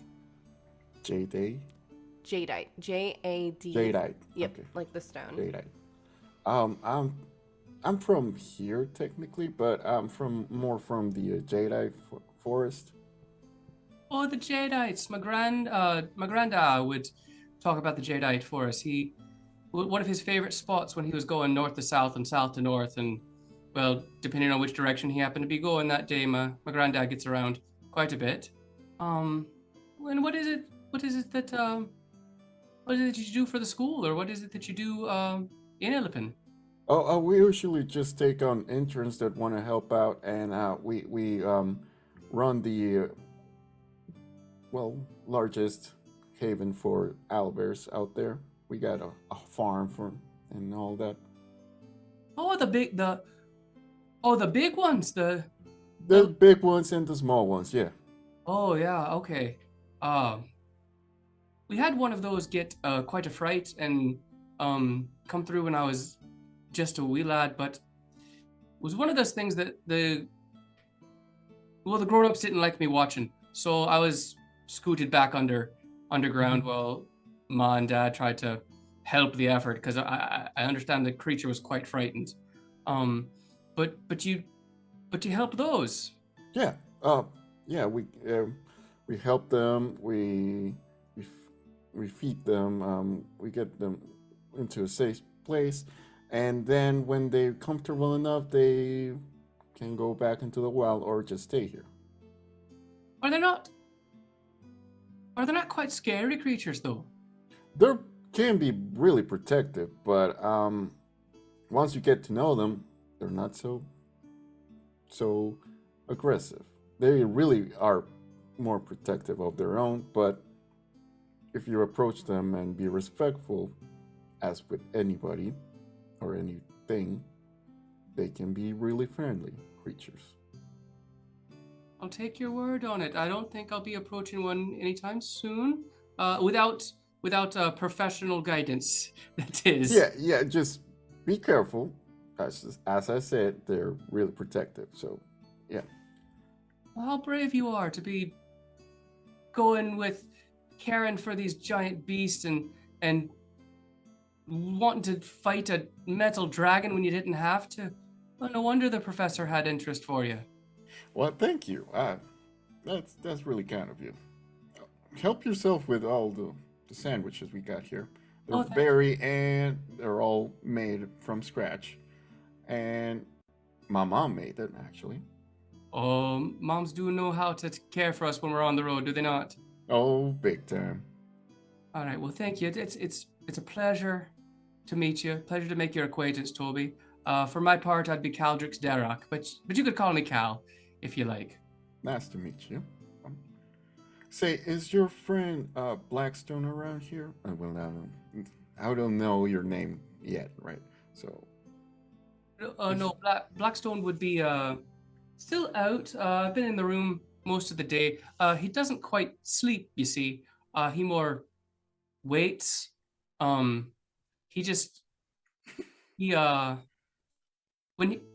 we say he rests, it's more that he just stops moving for a while. But no, he's still awake in there. Normally he likes to sit in the room with me when he does take his rests, but I haven't seen him all day, and I've just been scrolling, as they say.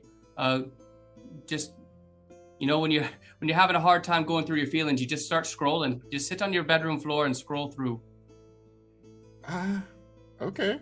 Whatever floats your boat, or their boat. Very therapeutic. If you have any interest in penmanship, you should try it. But thank you again for all the snacks. I would imagine that Blackstone would be waiting for us to go meet him, rather than waiting for them to return here, I would suppose. Okay. Cal will, plop down onto the couch and just start, claw hand over claw hand going at this stuff, because he takes that first bite and it's that feeling of so much of the adrenaline and so much of the cortisol that your body has had all day has suppressed your appetite, and that first bite awakens it. And so Cal is just munch right now. I think.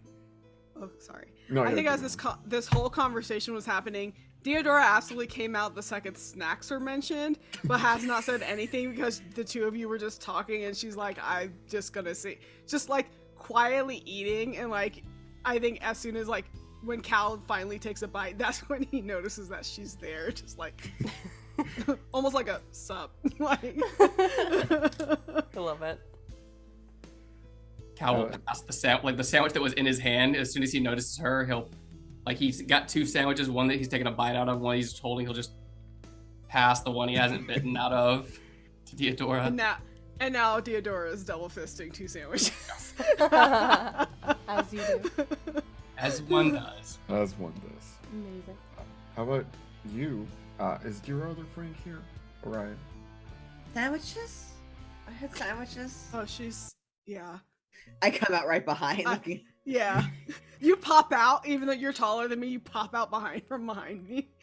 Oh yeah, Food? We got food. Food? Yeah, we got some snacks here if y'all want. Help yourself. Thank you so much. This is quite lovely. Yeah. Who made these sandwiches? My mom. They're delicious. Thank you. I'll let her know. She's gonna love hearing that, by the way. I also brought in some tea, and if anybody is feeling for that. that's from home, and it's I kind of noticed that y'all were talking about there's my accent, that y'all were talking about death. Are y'all cool with talking about that? Cal stops Yes, eating death. for a moment and just kind of stares, not Death really is- sure how to reply. Death is part of nature. Well, I mean, we're taught at the monastery that death is normal. It's the next adventure, and the spirit is still part of you, and you still go on. We Very don't- interesting. Huh? We don't fall like that when we die, is what you hear Cal say. We How don't. you die. We don't just fall like that. The way they did in the library, they were just gone. Like they weren't a person anymore. They just, like a doll or a. Well, But we don't fall like that. Most of us, when we come to the end, or when we know someone's coming to the end, we prepare a place for them, and they just join the earth back again. They just become part of the earth. We turn into not everything can be planned. You can't. That's the first thing. One of the things they teach us is you have to deal with it as it happens. Oh, and I know Not that. every death is gentle. Oh, and I understand. I've heard, not. I haven't seen too much of an unexpected death, but been around when a few people have had one or known someone who has. But you see, Dragonbert, we don't leave our bodies like that. We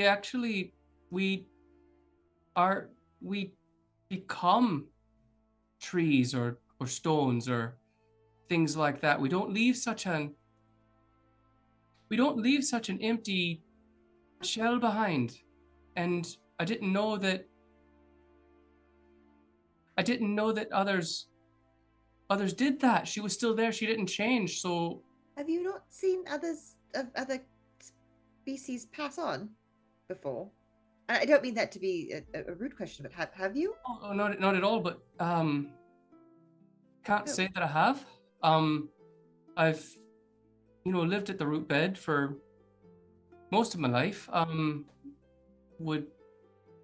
walked to other places to find books, trade stories, and go back home, but I can't say that I've lived much around the others until school. And well, not many.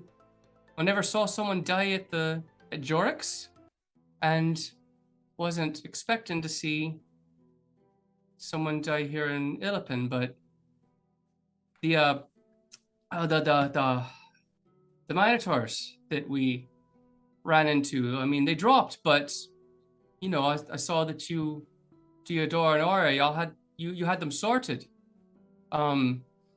I didn't know if there was some other preparation to be made for them, but then when the librarian fell, do you just leave it like that? Do you just leave it like? Well, it depends on what you believe and your culture and where you're from.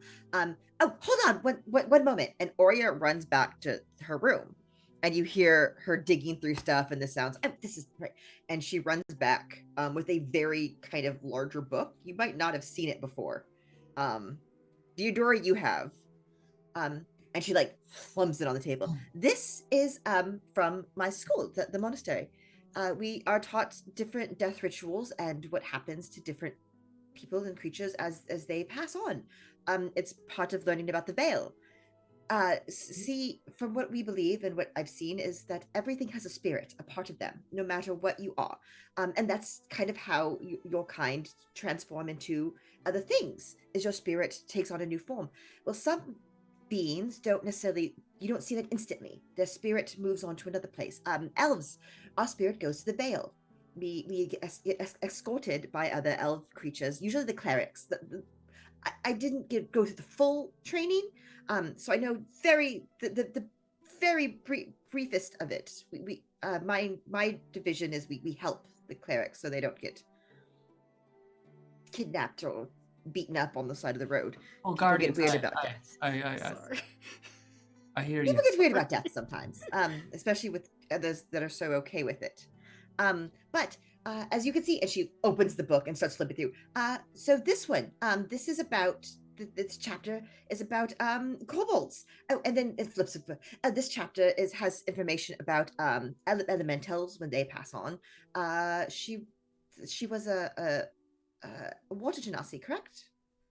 Earth and water. Earth. She seemed to be of a heritage of earth and water. Yeah. I flip through some more. This is the chapter about genasi, air, earth, wind, water, all those types. And they go through a different type of transformation as their spirit moves on. So wait, you say moves on? When we become stones, when we become trees, when we become the earth, I didn't think we were moving on. I thought we were staying here in some other way, but you say some people move? Well, yes, some spirits go to the Vale, some spirits become other things. It's a very complicated and very, as you can see, this book is very large. And I'm not going to lie to you, I have not read everything in it. I was not the best of students. But you're welcome to borrow it if you would like to learn more. Two big clawed hands go right onto that book and just scoot it forward, scoot it close to him. And you just offered Cal a book. Come on. Yes. So, no, April knows. Ori was like, oh, okay. Do you mean it? Like he like the grab was involuntary, but then he leans back forward. Oh, but do you mean it? Do you mind if I borrow? That's part of what we're supposed to do. That's part of what I do. Is we go about and help with death and understand it. And you learn where. And you learn where they go when they leave.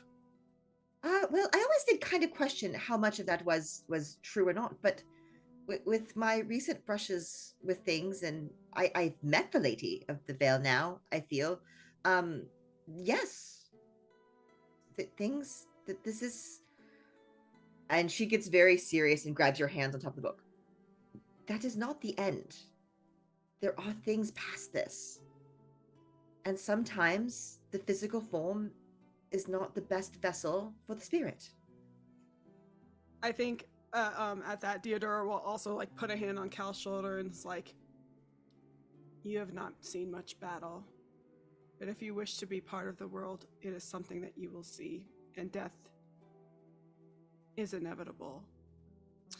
But that doesn't mean that you can't honor those who have passed in their own way.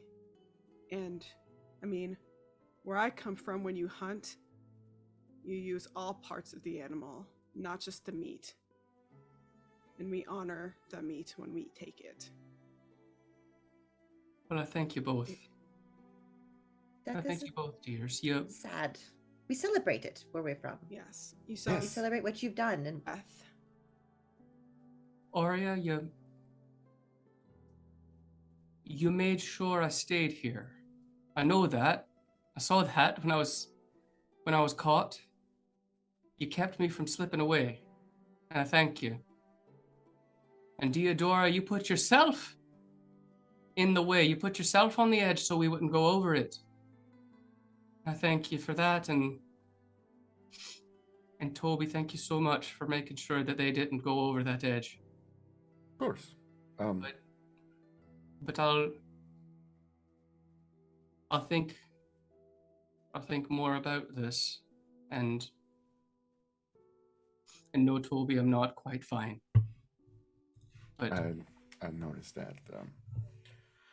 But as Oriah says, that is not the end. We believe that someday we'll see our loved ones again. There's actually one of the festivals that we do that it's our belief is that the veil gets thin enough and we actually can see our loved ones again. You mean festival. You like scrying? Not really.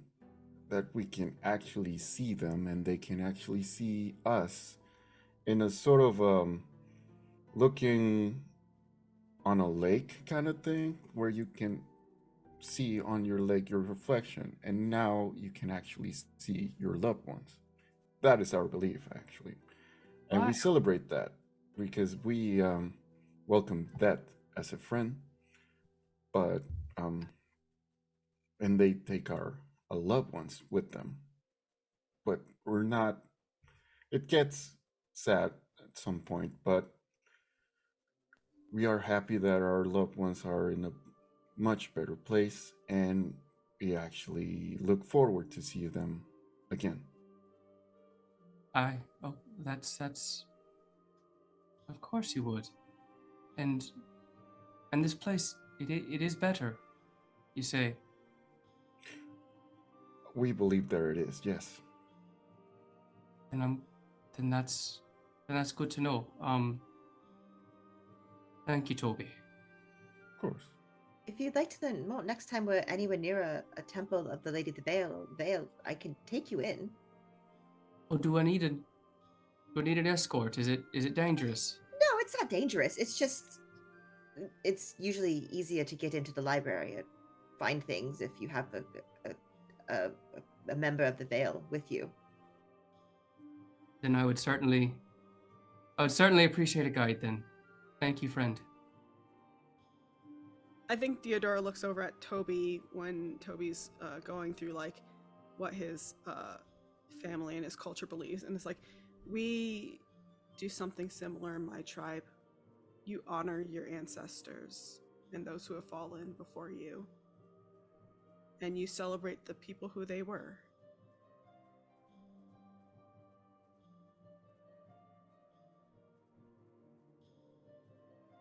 That's all.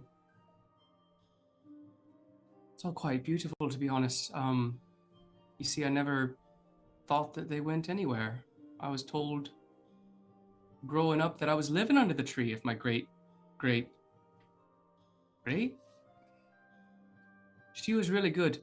My grandmother. I was told that I was living underneath the very tree that still was her, that she was still alive, but just still here in a different form. I never thought of them leaving, so to know that they can leave and still be honored is good. Thank you. I think, though, you should know that just because they leave does not mean that they aren't here with you. Moving on doesn't mean you're gone forever. And yes, maybe that is the tree of your great-grandmother. It all depends on where you come from and what you believe in.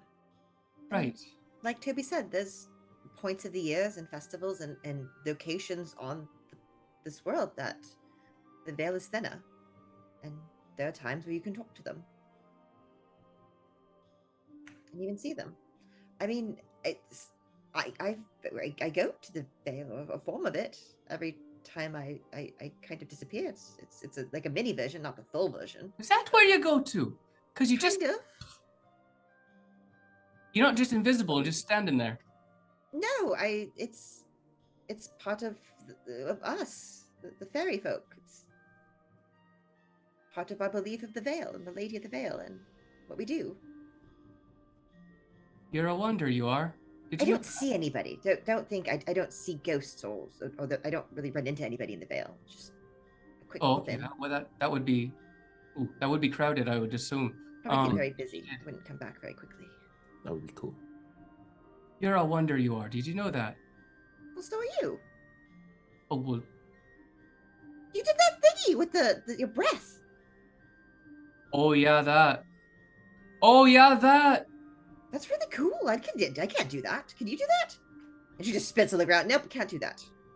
I try it, and like the little bit of fire potion ice that's still in me kind of comes out. Nonetheless, like it's like almost like a burp, and it's like a little gout of fire, and then that's it. That's a little. Just that extra flame. Yeah. Oh no, that's lots of us can. Lots of dragon birds can do that, but we try not to make it it's not our first choice for problem solving, and it's actually been quite a while since I've done it. I got so used to not. It's something you try to leave just only for emergencies, you see. Why?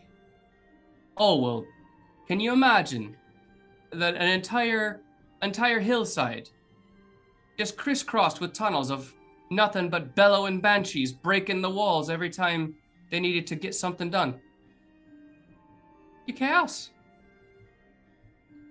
I mean, of course, if any of us heard any of the other ones scream out like that, if anyone heard the bellow, sometimes that's called, if any of us heard the bellow from one of the others, we would come running.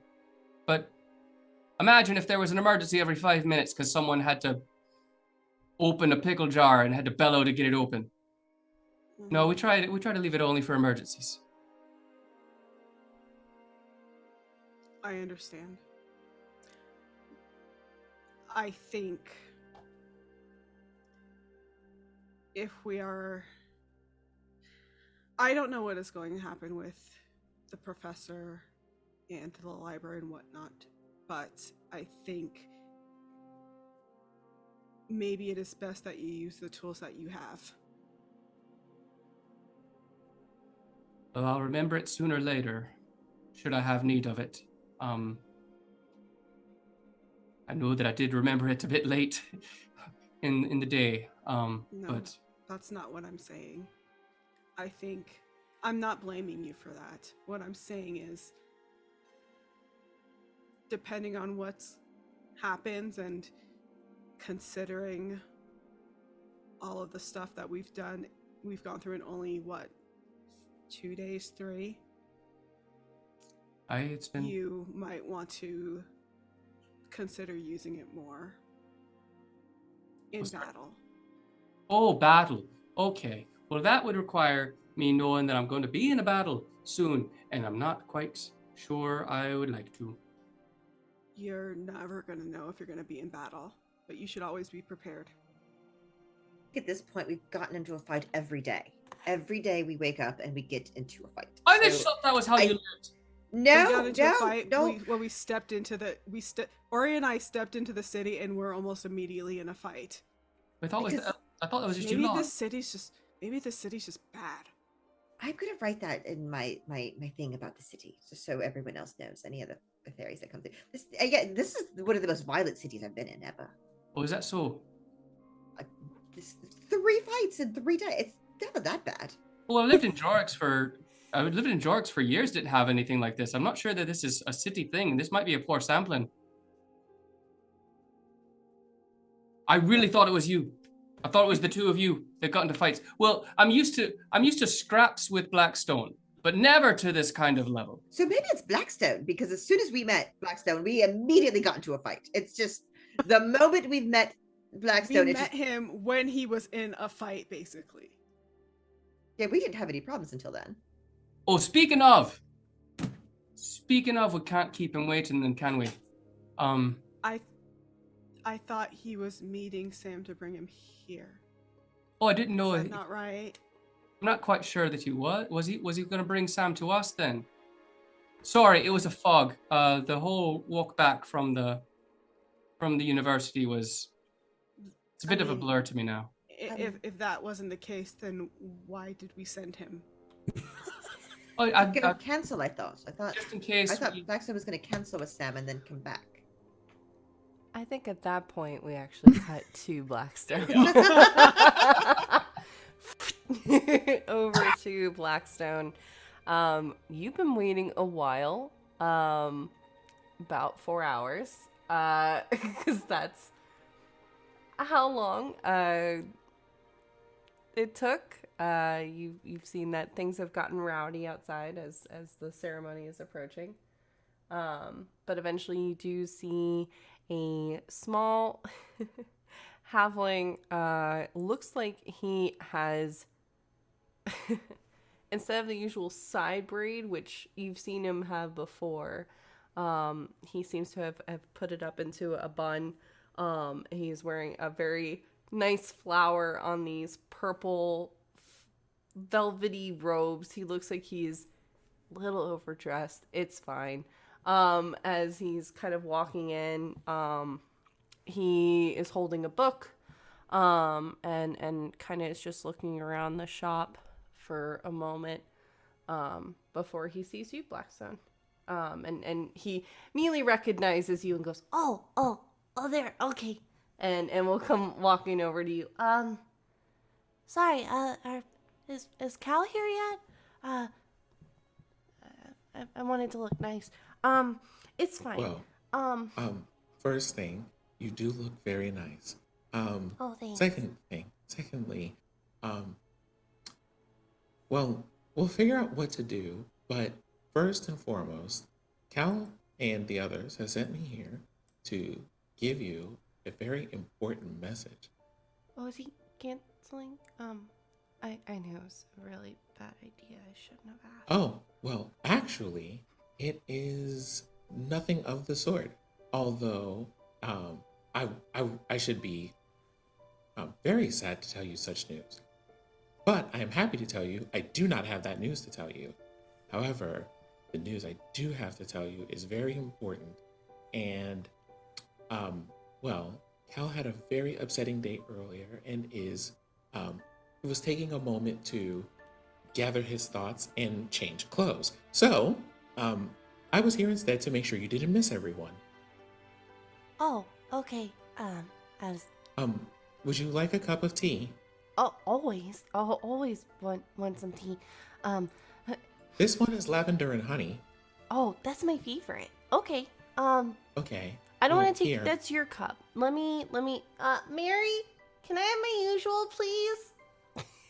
and you kind of see this purple tiefling kind of pokes her head out and just kind of gives a very slow, kind of chill thumbs up, and then wanders back in. And eventually, 2 sunflowers start moving towards the table with a cup of lavender tea for Sam to have with some honey, and a little bit of sugar, because he likes sugar in his tea. So, and the whole time Sam is just like, he sits down and he gets up and he just starts pacing, and he sits down again, just. Sam, would you mind joining me for a moment? Oh, yeah. Sorry, I've been sitting a lot today. I was working on some papers, for Pity Weather. Some earlier observational notes, I gather that you, are probably nervous. What gave that away? A very interesting moment that I had earlier. I should like to tell you about it sometime later. You're He kind of looks at you fully. Being of riddles, aren't you? There is a moment that if you could approximate an expression of like,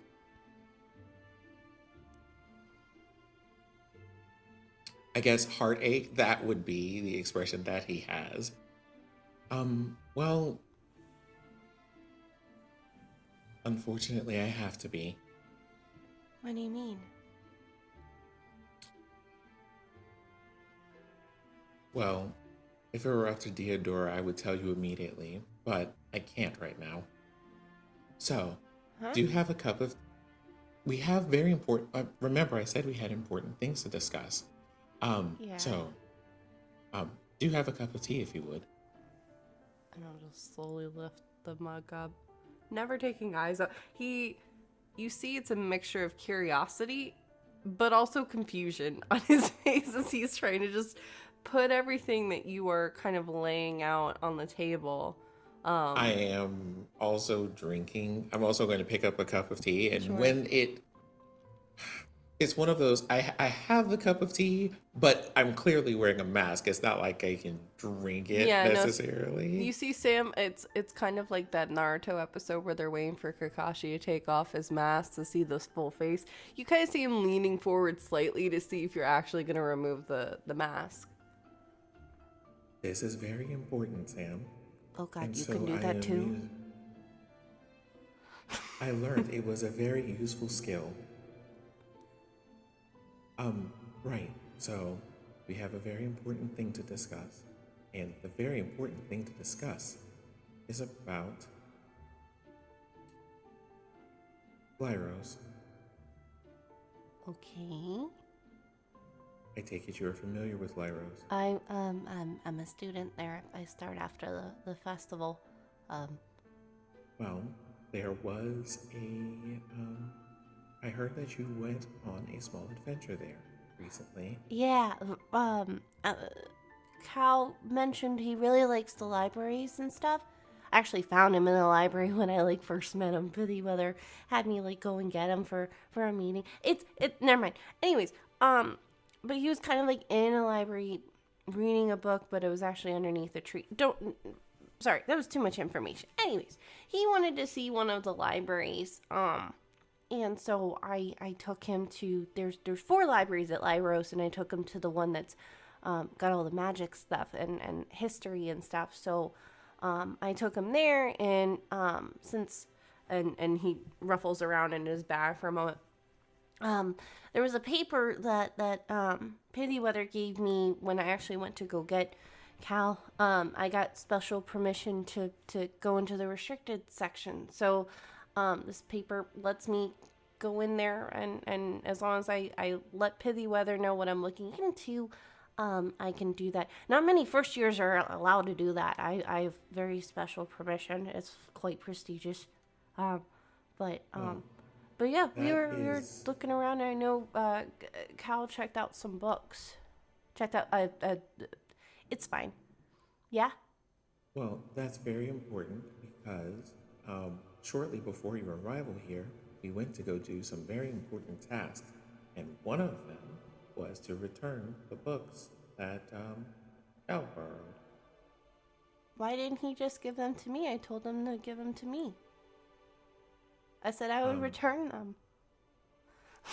I suggested such a thing, but Cal thought it might cause trouble for you. No, I wrote them down on the thing that I had checked them out, so they're under my name. Oh, well, Cal went to return them, and in the process of doing so, and in the background, as we're telepathing, images start to appear, because I imagine that it's kind of like there's a meeting room between where our minds are that I'm using to communicate. Sure. And then there's the room that we're in. I go, well, a couple of we ran into a very difficult situation. And then at that point, Sam sees as I explained, he sees the gate dragon appearing and attacking people, and is moments of flashing forward where just enough for him to get the gist of, oh no, people were hurt.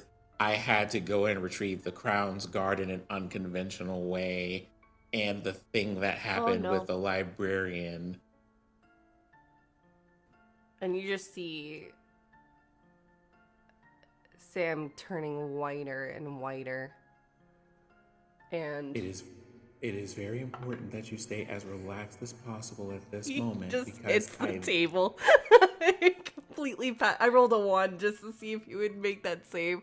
I rolled a 1. He just hits the table. Going unconscious immediately. Can I I'm just gonna walk up to the front counter and politely ask for a smelling salt if they have them.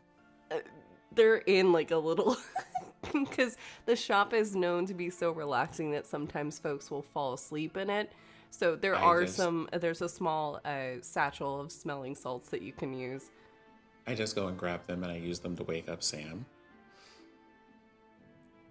Okay, Blackstone, I know you speak in riddles. Please tell me this was a joke. Right? This was a joke, right? The professor is in the middle of an investigation. Oh, God. Against the events as we speak. So that was the thing that I wanted to tell you. Now, the next thing I want to tell you is also important. From what I could tell, leading up to this moment, seeing you would do Cal's heart a great deal of good. Although he is very nervous and concerned about how you might feel when you see him. I'm sorry, what? Well, he didn't say that part, but I think it's easy to surmise. He is concerned about how you might feel when you see him.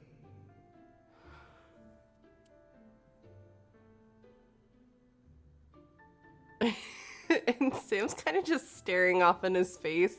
Just, you can see almost like the gears working in his head, trying to just figure out, process what you're saying, but also figure out and process everything you just showed him, as well as what the heck he's going to do as well. And you do see that at the mention of seeing Cal, he does look torn, because he, of course, wants to see Cal. Okay. I still want to see him. Oh boy, I haven't even started this semester yet. School starts to... Oh god, Blackstone, am I cut out for this? You know, I'm trying to be an adventurer and doing all this stuff, and now I'm just... Oh boy, I haven't even started, like, my training, and oh god. Should I just drop out and go home? I should just drop out and go home.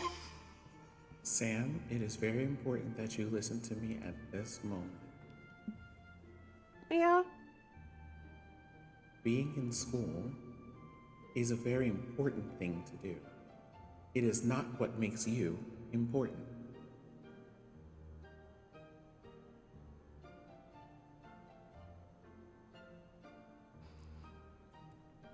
I don't know what to do. Well, Sam, what do your feelings tell you? I should run. Well, you're a student of magic. A logical one at that. Someone who had the forethought at the very least to leave a note for the checkout line at the library. Well, yeah, I didn't want him, because I know Cal has, like, this big proposal thing. He told me all about it. Like, it's actually pretty cool. But he told me this thing he's trying to do for Lyros, and also just for, like, people in general, with trying to make, like, reading more accessible, and, like, trying to get more knowledge out there, and, like, all this extra stuff. So I didn't want him to get in trouble, so I was like, sure, I'll just put my name on it. Not even thinking, oh god, because Cal seems so smart. I thought Cal knew to come and talk to me. Sam, I will tell you a secret. Yeah? Cal likes to try to do many things, when it comes to getting in trouble at least, on his own. And it is never a good idea. Did he at least lie? Like, lie? It is never a good idea. Did Cal lie? No. Well, did Cal lie? And I just replay the moment that the professor asks him the question in 4K. He told the professor that's just an ultra HD, like. on a big Cal screen. told the professor almost everything, but nothing in a comprehensible fashion because he's That's worse. grief-stricken. Probably. But here's the thing, Sam. Oh, God. And Sam sees in his mind the constellation of possibilities for all of these different things that he wants to help people do that he just took the time to explain. Do you see all of this? Mm-hmm. They look like constellations in a galaxy of doubt and misery. This is fine. This is so fine. Oh, no. Here's the thing, Sam.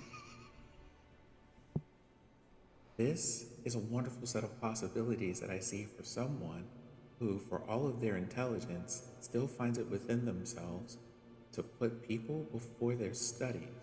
And that, from what I can tell, is lacking in the world. But if you don't continue your studies, this constellation doesn't get to become all the things that it can be. And it is very important that it does. Okay. Can I ask you something? You can ask me anything. You seem very riddly. Can you teach Cal to be riddly? I will do my very best. Okay. But on the other hand, Sam, it bodes very well for you because that means that the things that Cal has said to you, he has said honestly. And I think for you at this moment, that is very important. I kind of wish he had lied to me because it makes the whole situation a lot worse. Well, if it makes you feel any better, we will be going to a bar shortly, and that might make several situations at least feel a bit better. Not wrong. Okay, I'm gonna disappear for that second, cause, and you look, he's like been putting his head in his hands and slowly pulling the hair out of the bun. I gotta like, try to look nice. Do you need a moment to restyle your hair? Yeah. Oh, one more thing before you go. Do you know of, and I'm saying this part out loud. Sure. Do you know of magic that makes sounds? Yeah. Do you have magic that summons familiars? Mm-hmm. I got one earlier today. Now, this part is a good secret. Did you know that it is very calming for Cal to listen to the sounds of birds? I didn't. I know he snores when he sleeps, but that's about it. He fell asleep in the library. It was a little loud. He likes to listen to bird songs, and he also likes to sing. So, if any of that comes up, I trust you'll find useful ways to apply this new knowledge. He sounds like my grandma. I got an idea. But first, feel free to go and resell your hair. Okay. And then let's take a walk to where I believe he should be finished resting and hopefully dressed. Okay. I'm gonna go do my hair. I'm gonna go throw up. And he just kind of gets up from the table and wanders to the back room of the tea leaves. Not towards like where the food and stuff is. You know, there is a kind of an outhouse area that is in the back, but private for Sam to disappear into. He's gone for a while, but eventually he does come out of the back and does look freshly made up. Let me check a thing real quick because I'm pretty sure I have. Did I take? Okay, I do. Okay. So what I want to do is use my background feature to go. Now, I know that there's a lot of bustle out here in the streets, but I might know a couple of pathways to get to our spot as quickly as possible. And I'm going to take him through some back roads to avoid people. So things like people don't talk to him, he doesn't bump into anybody, we don't have awkward situations, and most importantly, he doesn't mess up his hair. Sounds good. Yep. Takes you a couple minutes, but you do eventually show up at the River's End. Would you like an ale before you go up? No, that might make it worse. I might just throw it up as soon as I see him. Do you want to go first, or do you want me to go You first? go first, you're big. Okay. Thanks. So I walk upstairs and, knock, knock, knock at the door. Before I open the door, I just have to say, we have a new submission for Dungeon Court. And it's not the DM this time. It's And it's not the player. DM. Yeah. Finn as the defendant, because what the fuck? I need a plea bargain real quick. We cared about your mental state half an hour ago. We don't care anymore. I've been planted as the recipient of all care. You know the hierarchy is Sam and then everybody Everyone else in the world after Sam. Actually, it's like Sam, Toby, Yeah, like Toby Sam, now. Toby, Yeah. Leslie, all on the same like line, and then every fucking body else. Right, but Sam's still top spot. Yeah. Pinnacle. We love Sam. Yeah. Okay, so knock on the door. I answer it because we're all just hanging out. I assume in like the common area. See, I told you that he was just gonna come back. Why did you knock? You have a key. That too. Because I am carrying very important cargo. Is it food? I just step to the side, and there is Sam. Oh, I wasn't. Oh, hi. Hi there, Sam. Cal stands up and the book clatters out of his lap. Like the book that Oria gave him, like clatters, and the Cal. Oh, okay. So sorry. He gathers up the book, like closes it, puts it down. Oh, Sam. Sam, how are you now? Hi. Hi. So sorry that we were detained, as it were, and unable to meet you. You were pretty busy today, I gather. Right. Did Blackstone tell you about the library? One way or another, he Okay, all right. kinda So did, yeah. So I am sorry, Sam, but turns out that when I was returning the books, they triggered some kind of defense, and I didn't let them know that you were involved, but unfortunately there was no hiding my own responsibility in the action. So I don't think I'll be going around the campus for a bit. Probably a good idea. It's okay. It'll get sorted. Don't worry about it. But just keep your wits about you, will you, Sam? I won't say a thing about your help that you gave me. I won't name you. You know what? We don't have to talk about this right now. I feel like we're all processing a lot of things right now. That's a very fair point. Smart lad you are there, Sam. Oria and Theodora are like, no thoughts, head empty in the background. There is. We're processing a lot. like- We're just like. There is. I toss a grape to Oria to catch. There's a loud sip of. There's a kind of a loud sipping noise of tea from the corner of the room from Blackstone. Sam will 19 immediately dexterity check look to at catch you and the just kind of grape. very subtly move his head back and forth, like do not.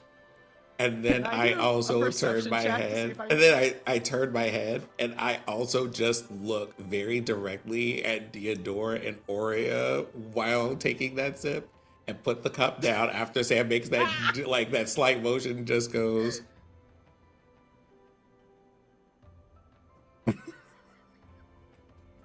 I'll tell you about it later. Tell us about what?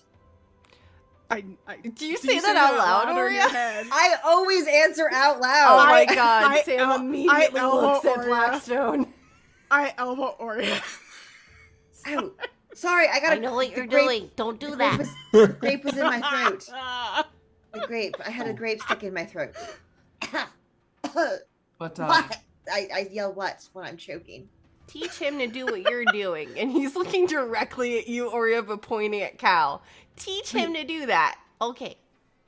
Why? wait, so oh, You choke? And I throw a grape Sure. at Cal. Fine. He coughs. Oh, he's not a liar. He can't lie about anything. I know. oh wait, why are we? Don't worry. You know what? Whoa, look at the time. It's time for the ceremony anyways. Let's go. Oh, is it? Oh, okay. Well, I suppose we could gather our things. But your hair, you did your hair different. What happened to your long braid there? Thanks. Yeah, let's go. Let's go. Let's go. He's just quickly Oh. trying to like usher out the door. I'm gonna elbow Um, Cal. You're supposed to say Sam. it looks good, not just Yeah, point and it it, out. well, I was like, Sam, I'm sorry. before you go, did you know that Cal has a new pet bird? I mean, you mentioned a bird. Yeah. I need fresh air. You know what? I'll meet you downstairs. Blackstone, don't. And he just quickly shuts the door and goes downstairs. There's another loud sip from that side of the room, and I just go, I wouldn't dream of it. After Something that, happened with you and Sam.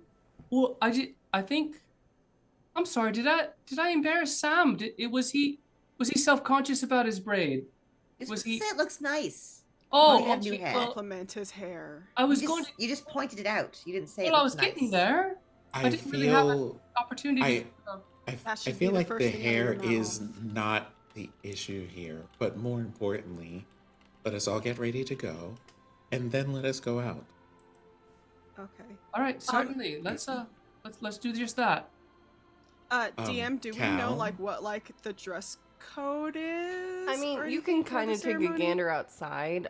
Most everyone is wearing, honestly, the more higher up in the communities are wearing kind of a finer dress. Like some nobility is a little bit more dressed up. But most everyone's just, I mean, some people are wearing costumes. Some people are wearing more loungewear for partying and stuff like that. And others are dressed more formally. So in this case, it would be, what do you think that Deodora would be wearing in this case? Oh, I'm also going to take the time to say, if there's any part of Deodora's armor that looks out of sorts, I'm going to use mending on it. Okay. Oh, very good. Can definitely do that. Cal, may I suggest that you be the first to meet Sam downstairs? Oh yeah, certainly. I'm very much ready. I just let me go grab a cloak. And when he says go grab a cloak, he just grabs the blanket that you gave him earlier, the one that was like the starry sky, right? It was the kind of the pattern of the blanket. Mhm. He just grabs that cloak, that same cloak, and kind of wraps it around him. Does a little double wrap around his shoulders so that it's not like hanging, but just kind of draped over his shoulders and top half, and pins it with a brooch. And well, that's all I really need. So yeah, sure, I could I'll wait downstairs for you with Sam, so he's not lonely. And then Cal will start heading downstairs. Okay. Sam is standing outside as Cal leaves all of you. And I just say to everybody in the group, what the hell just happened? I don't know. I think there's something between Cal and Sam. And I'm not 100% sure what's happening there, but I think they it's like a mating thing. I think they like each other. But they can't really admit it yet. But they acted so much kinder to each other. I don't know. Blackstone just got involved. It was much smoother before Blackstone. So I don't know. Oh. Interesting. But I thought there was a date happening. Date crashing right now? I think we're all part of the date. I don't really know how it works with for them. I know death better than dating. Same. To be I honest. think we just like walk a few steps back and make sure nothing untoward happens. All right. Will do. Theodore, honey, you're whispering Yeah, again. you're whispering. No, I'm not. Oh. No, I'm That not. sleepy voice. Yeah. Should we go get dressed for the ceremony? I don't know if I should bring my sword. We've gotten into a fight literally every time we've left this place. I think we should bring weapons. We should just have them. I'm looking at Jordan like trying to read her face. Like, Honestly, are we it's gonna fi- get into a if fucking you fight? went, if Theodora went as she is currently dressed, it would be fine. Truthfully, in her undershirt. 'Cause not she's in her wearing undershirt. I armor thought you were right wearing now. your art, like at least a little No. bit more dressed. Yeah, if you We're- dress like not in your undershirt, you put on like a skirt or pants. It could be casual Theodora day. Or God. you could put on your armor. It's up to you. Okay. I think Theodora's gonna dress casually. She'll throw caution to the wind. Because it's a big fuck. Sorry. We went to the library. It's fine. I think Theodora saw how Sam was dressed and sees how everybody else outside is dressed. It's supposed to be like fun and games or whatever, and like she's like, we're not going that far, so if anything I could always just come back. So she's gonna go into the room and get just like a nice, like a very simple and clearly like handmade, like or homemade, like floral dress, and put it on. But she still has like her boots. So it's like her like travel boots and then like just this flowy like simple dress, almost like her Sunday best sort Sure. of situation. It's clearly like worn, like she's had it for a while, but it's clean. And she puts that on. Okay. What kind of flowers are on the dress? Peonies, because that's the first flower that comes to mind. That's pretty though. When you walk out, Aura's like, you look absolutely beautiful. I mean, you always look beautiful, but I've never seen you in this dress before. It looks lovely. And I'm gonna druidcraft the peonies and like, may I? Oh, yes. And stick it behind your ear in your hair. Oh, so cute. Y'all are adorable. Yeah, and like Theodora will like kind of like a little bashfully like kind of swirl the skirt around. Druidcraft wind to make it flowy. Oh fuck. Now it's my time on the runway. There Okay, you Corbin, go. sit down. Corbin about to learn. Yeah. All right. And Golden do you key. all head downstairs? Okay. You head downstairs. Also, before we make note, because I do appreciate chat, yes, let us establish, because I understand it can be a little bit confusing. Sam is a freshman in college. Cal is essentially a grad student. He is not a teacher. We're not exploring any of that. So, no. I just want Cal to is make that basically clear. doing like a dissertation thesis for his final year of grad Correct. school. They're all We're students. not doing any sort of nasty power dynamic shit. Like that's never gonna happen on this show. Nope. I just want to make that completely clear, just because it was not, and I appreciate chat asking those questions, but no. Cal is of a graduate level, so just want to make that completely clear, so that way there's no confusion going forward. Right. So, And despite Sam's childlike behavior, He's very innocent. Sam is a full-grown ass adult. Yep. Did you say Sam's childlike behavior? Because I mean, Okay, you know what? I think I meant demeanor. I don't think, Captain, I don't think you're allowed to say anything that could I'm be not. kind of construed negative about Sam ever again. No, So no. you just Childlike demeanor. How's that? With How's that in mind, and I appreciate we are going a little long. I'm trying to hurry up, but we have a ceremony I've been trying to build for the last few weeks. So eventually the sun does shift. Where is it at? Here we go. Eventually the sun shifts in the sky, painting it with oranges, purples, and reds. Sunset approaches.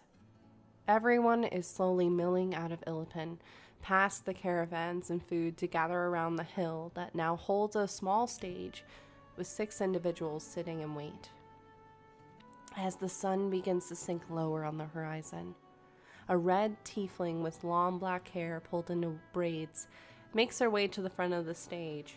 She's wearing an ebony blue dress that flows around her, green eyes smiling as she takes in everyone around her, occasionally nodding to 1 or 2 individuals in the crowd. Hello everyone, and welcome to Autumn's Embrace, or more simply, the Harvest Festival. A time-honored tradition I'm proud to say we have celebrated for the past 559 years, and one that I have led with all of you for the past 6. For those of you that may not know me, as I know we have many that have traveled from all over, I am Ralia Windermere. I welcome each and every one of you and thank you for making this celebration even better. For this festival holds a very special meaning to our lovely city of Illipin. Now I know many of you are about to embark on a new chapter in your own. For some, the stories and books and history lessons are about to begin. For others, weaving the archaic threads of magic. For others still beginning to understand and begin their tutelage under those that watch over us, and how nature is innately a part of us. If you'll allow me, I have a short lesson to impart before we begin. And don't worry, there won't be a pop quiz. Illipin was founded on humble beginnings. Through the druids and farmers around her already knew that the secrets of this place and why it was so fertile.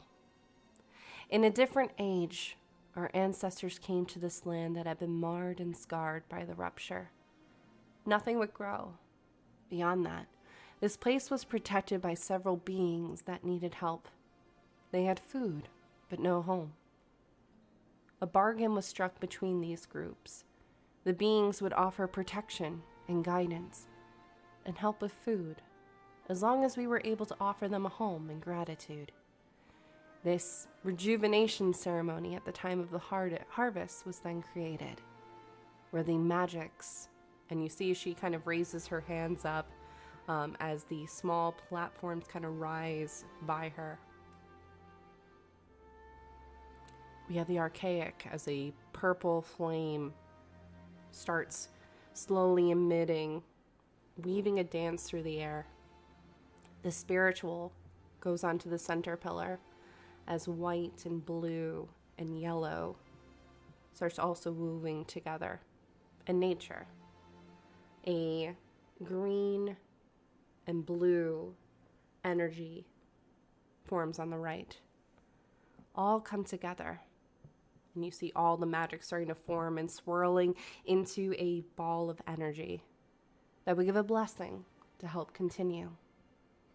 These spirits are known as, and at this point you do see Tobi, she does give a nod in your direction, the owlbear.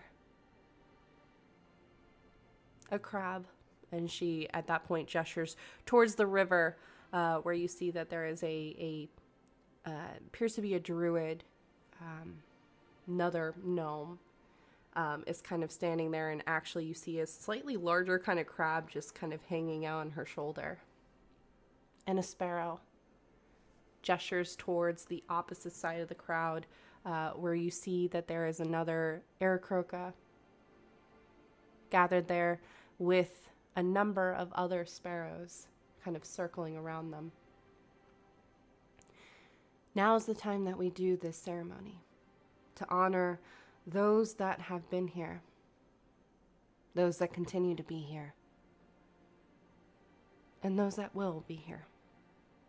And at this point, she gestures for 3 of the individuals on the stage. You do see Pithyweather come forward with at least Most of you will recognize a jeweled tree that has crystals hanging down from it.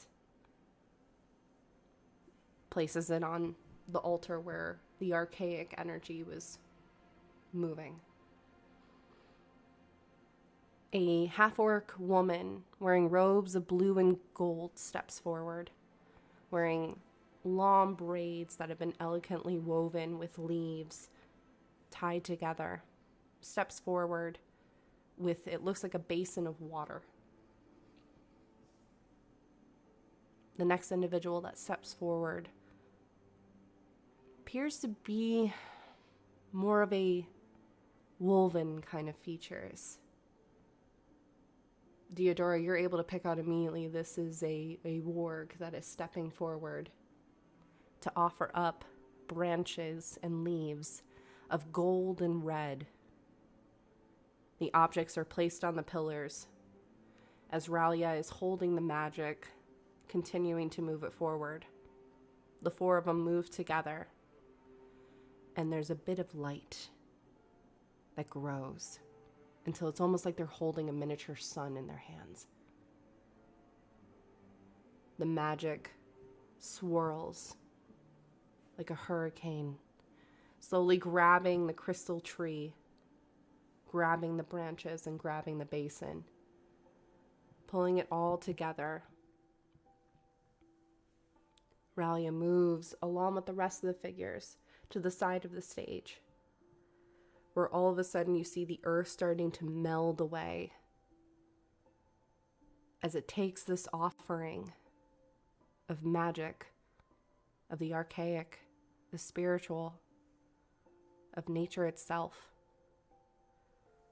There's a golden light that goes into the earth.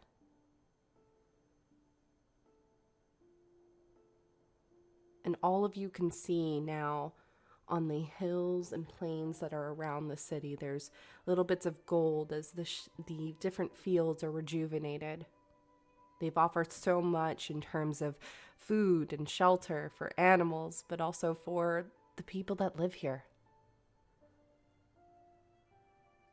The energy feeds together as these offerings are placed in and earth covers.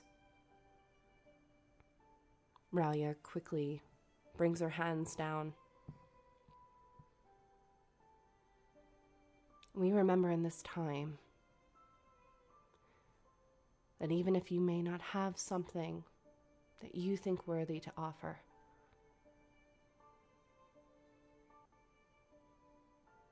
think on that seed that's within each of you and ask yourself each day,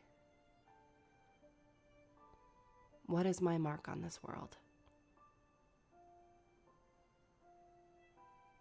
What am I leaving behind? Because who knows? You may be the rejuvenation for another. And with that, she kind of quickly bows her head as red and gold and purple leaves start to fall with the welcome of autumn. And that is where we're going to end our session for today. Thank you all so much. I know we went long, but wanted to finally get to this ceremony. And there were so many good moments that I didn't want to break up. Robo, thank you so much for being here. It's always a pleasure to have you at this table. I'm going to once again show the amazing artwork from Lynn and Tobi that Robo was able to bring to this table. I have a question. Yes, Deodora. Is Robo going to be on the next episode? Because we still got to find an owl bear. Come back, friend. So, is that a yes? Robo, we will chat because we're for sure that actually the owlbear adventure was going to be part of the Patreon. So, yeah. Okay, never mind. Yeah. But also, yes. We'll talk because I know Robo is also extremely busy with some of the amazing things that he is doing. Robo, can you actually take a moment to talk about what you've been working on and where we can find you and support all the amazing things you are. I'm not gonna say doing because you just are. First of all, honestly, that was one of the most amazing descriptions of a festival ever. That was ridiculously beautiful. And it's me, RoboGoblin. You can find me at TTRPGifts on Twitter and on Twitch. And I'm doing a lot of stuff. Check my pin tweet for the Radiant Crossroads stuff. And also in the upcoming days, you're gonna find out about the Latinx Heritage Month. So we're gonna have events on that, a few games, and that's me. And also, thank you so much for inviting me to this incredible cast. Is fire all the time, and this was you're all so lovely. Know you. There's a link to the pinned tweet in the chat, so click, and also there's a link to Robo's coffee. Yes. So if you want to support the Radiant Citadel anthology, you can do so there. Please do. Please do. Robo, you are welcome at this table anytime. And I know we'll be asking you back. I'm gonna cry. This is not okay. Anyways, we need to go visit Toby's farm. I want to go to the farm. Oh, we will be. I want to go meet his mom.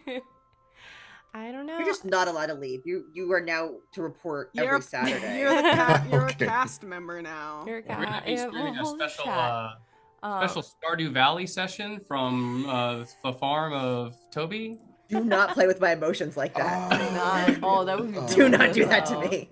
Hey, all the more reason, if you want to support this cast, also support Robo, because Robo is getting a portion of the Patreon as well from this, because yes, should. Go support, because it's gonna be a really good episode. I just finished writing it up the other day, and I'm really excited for it.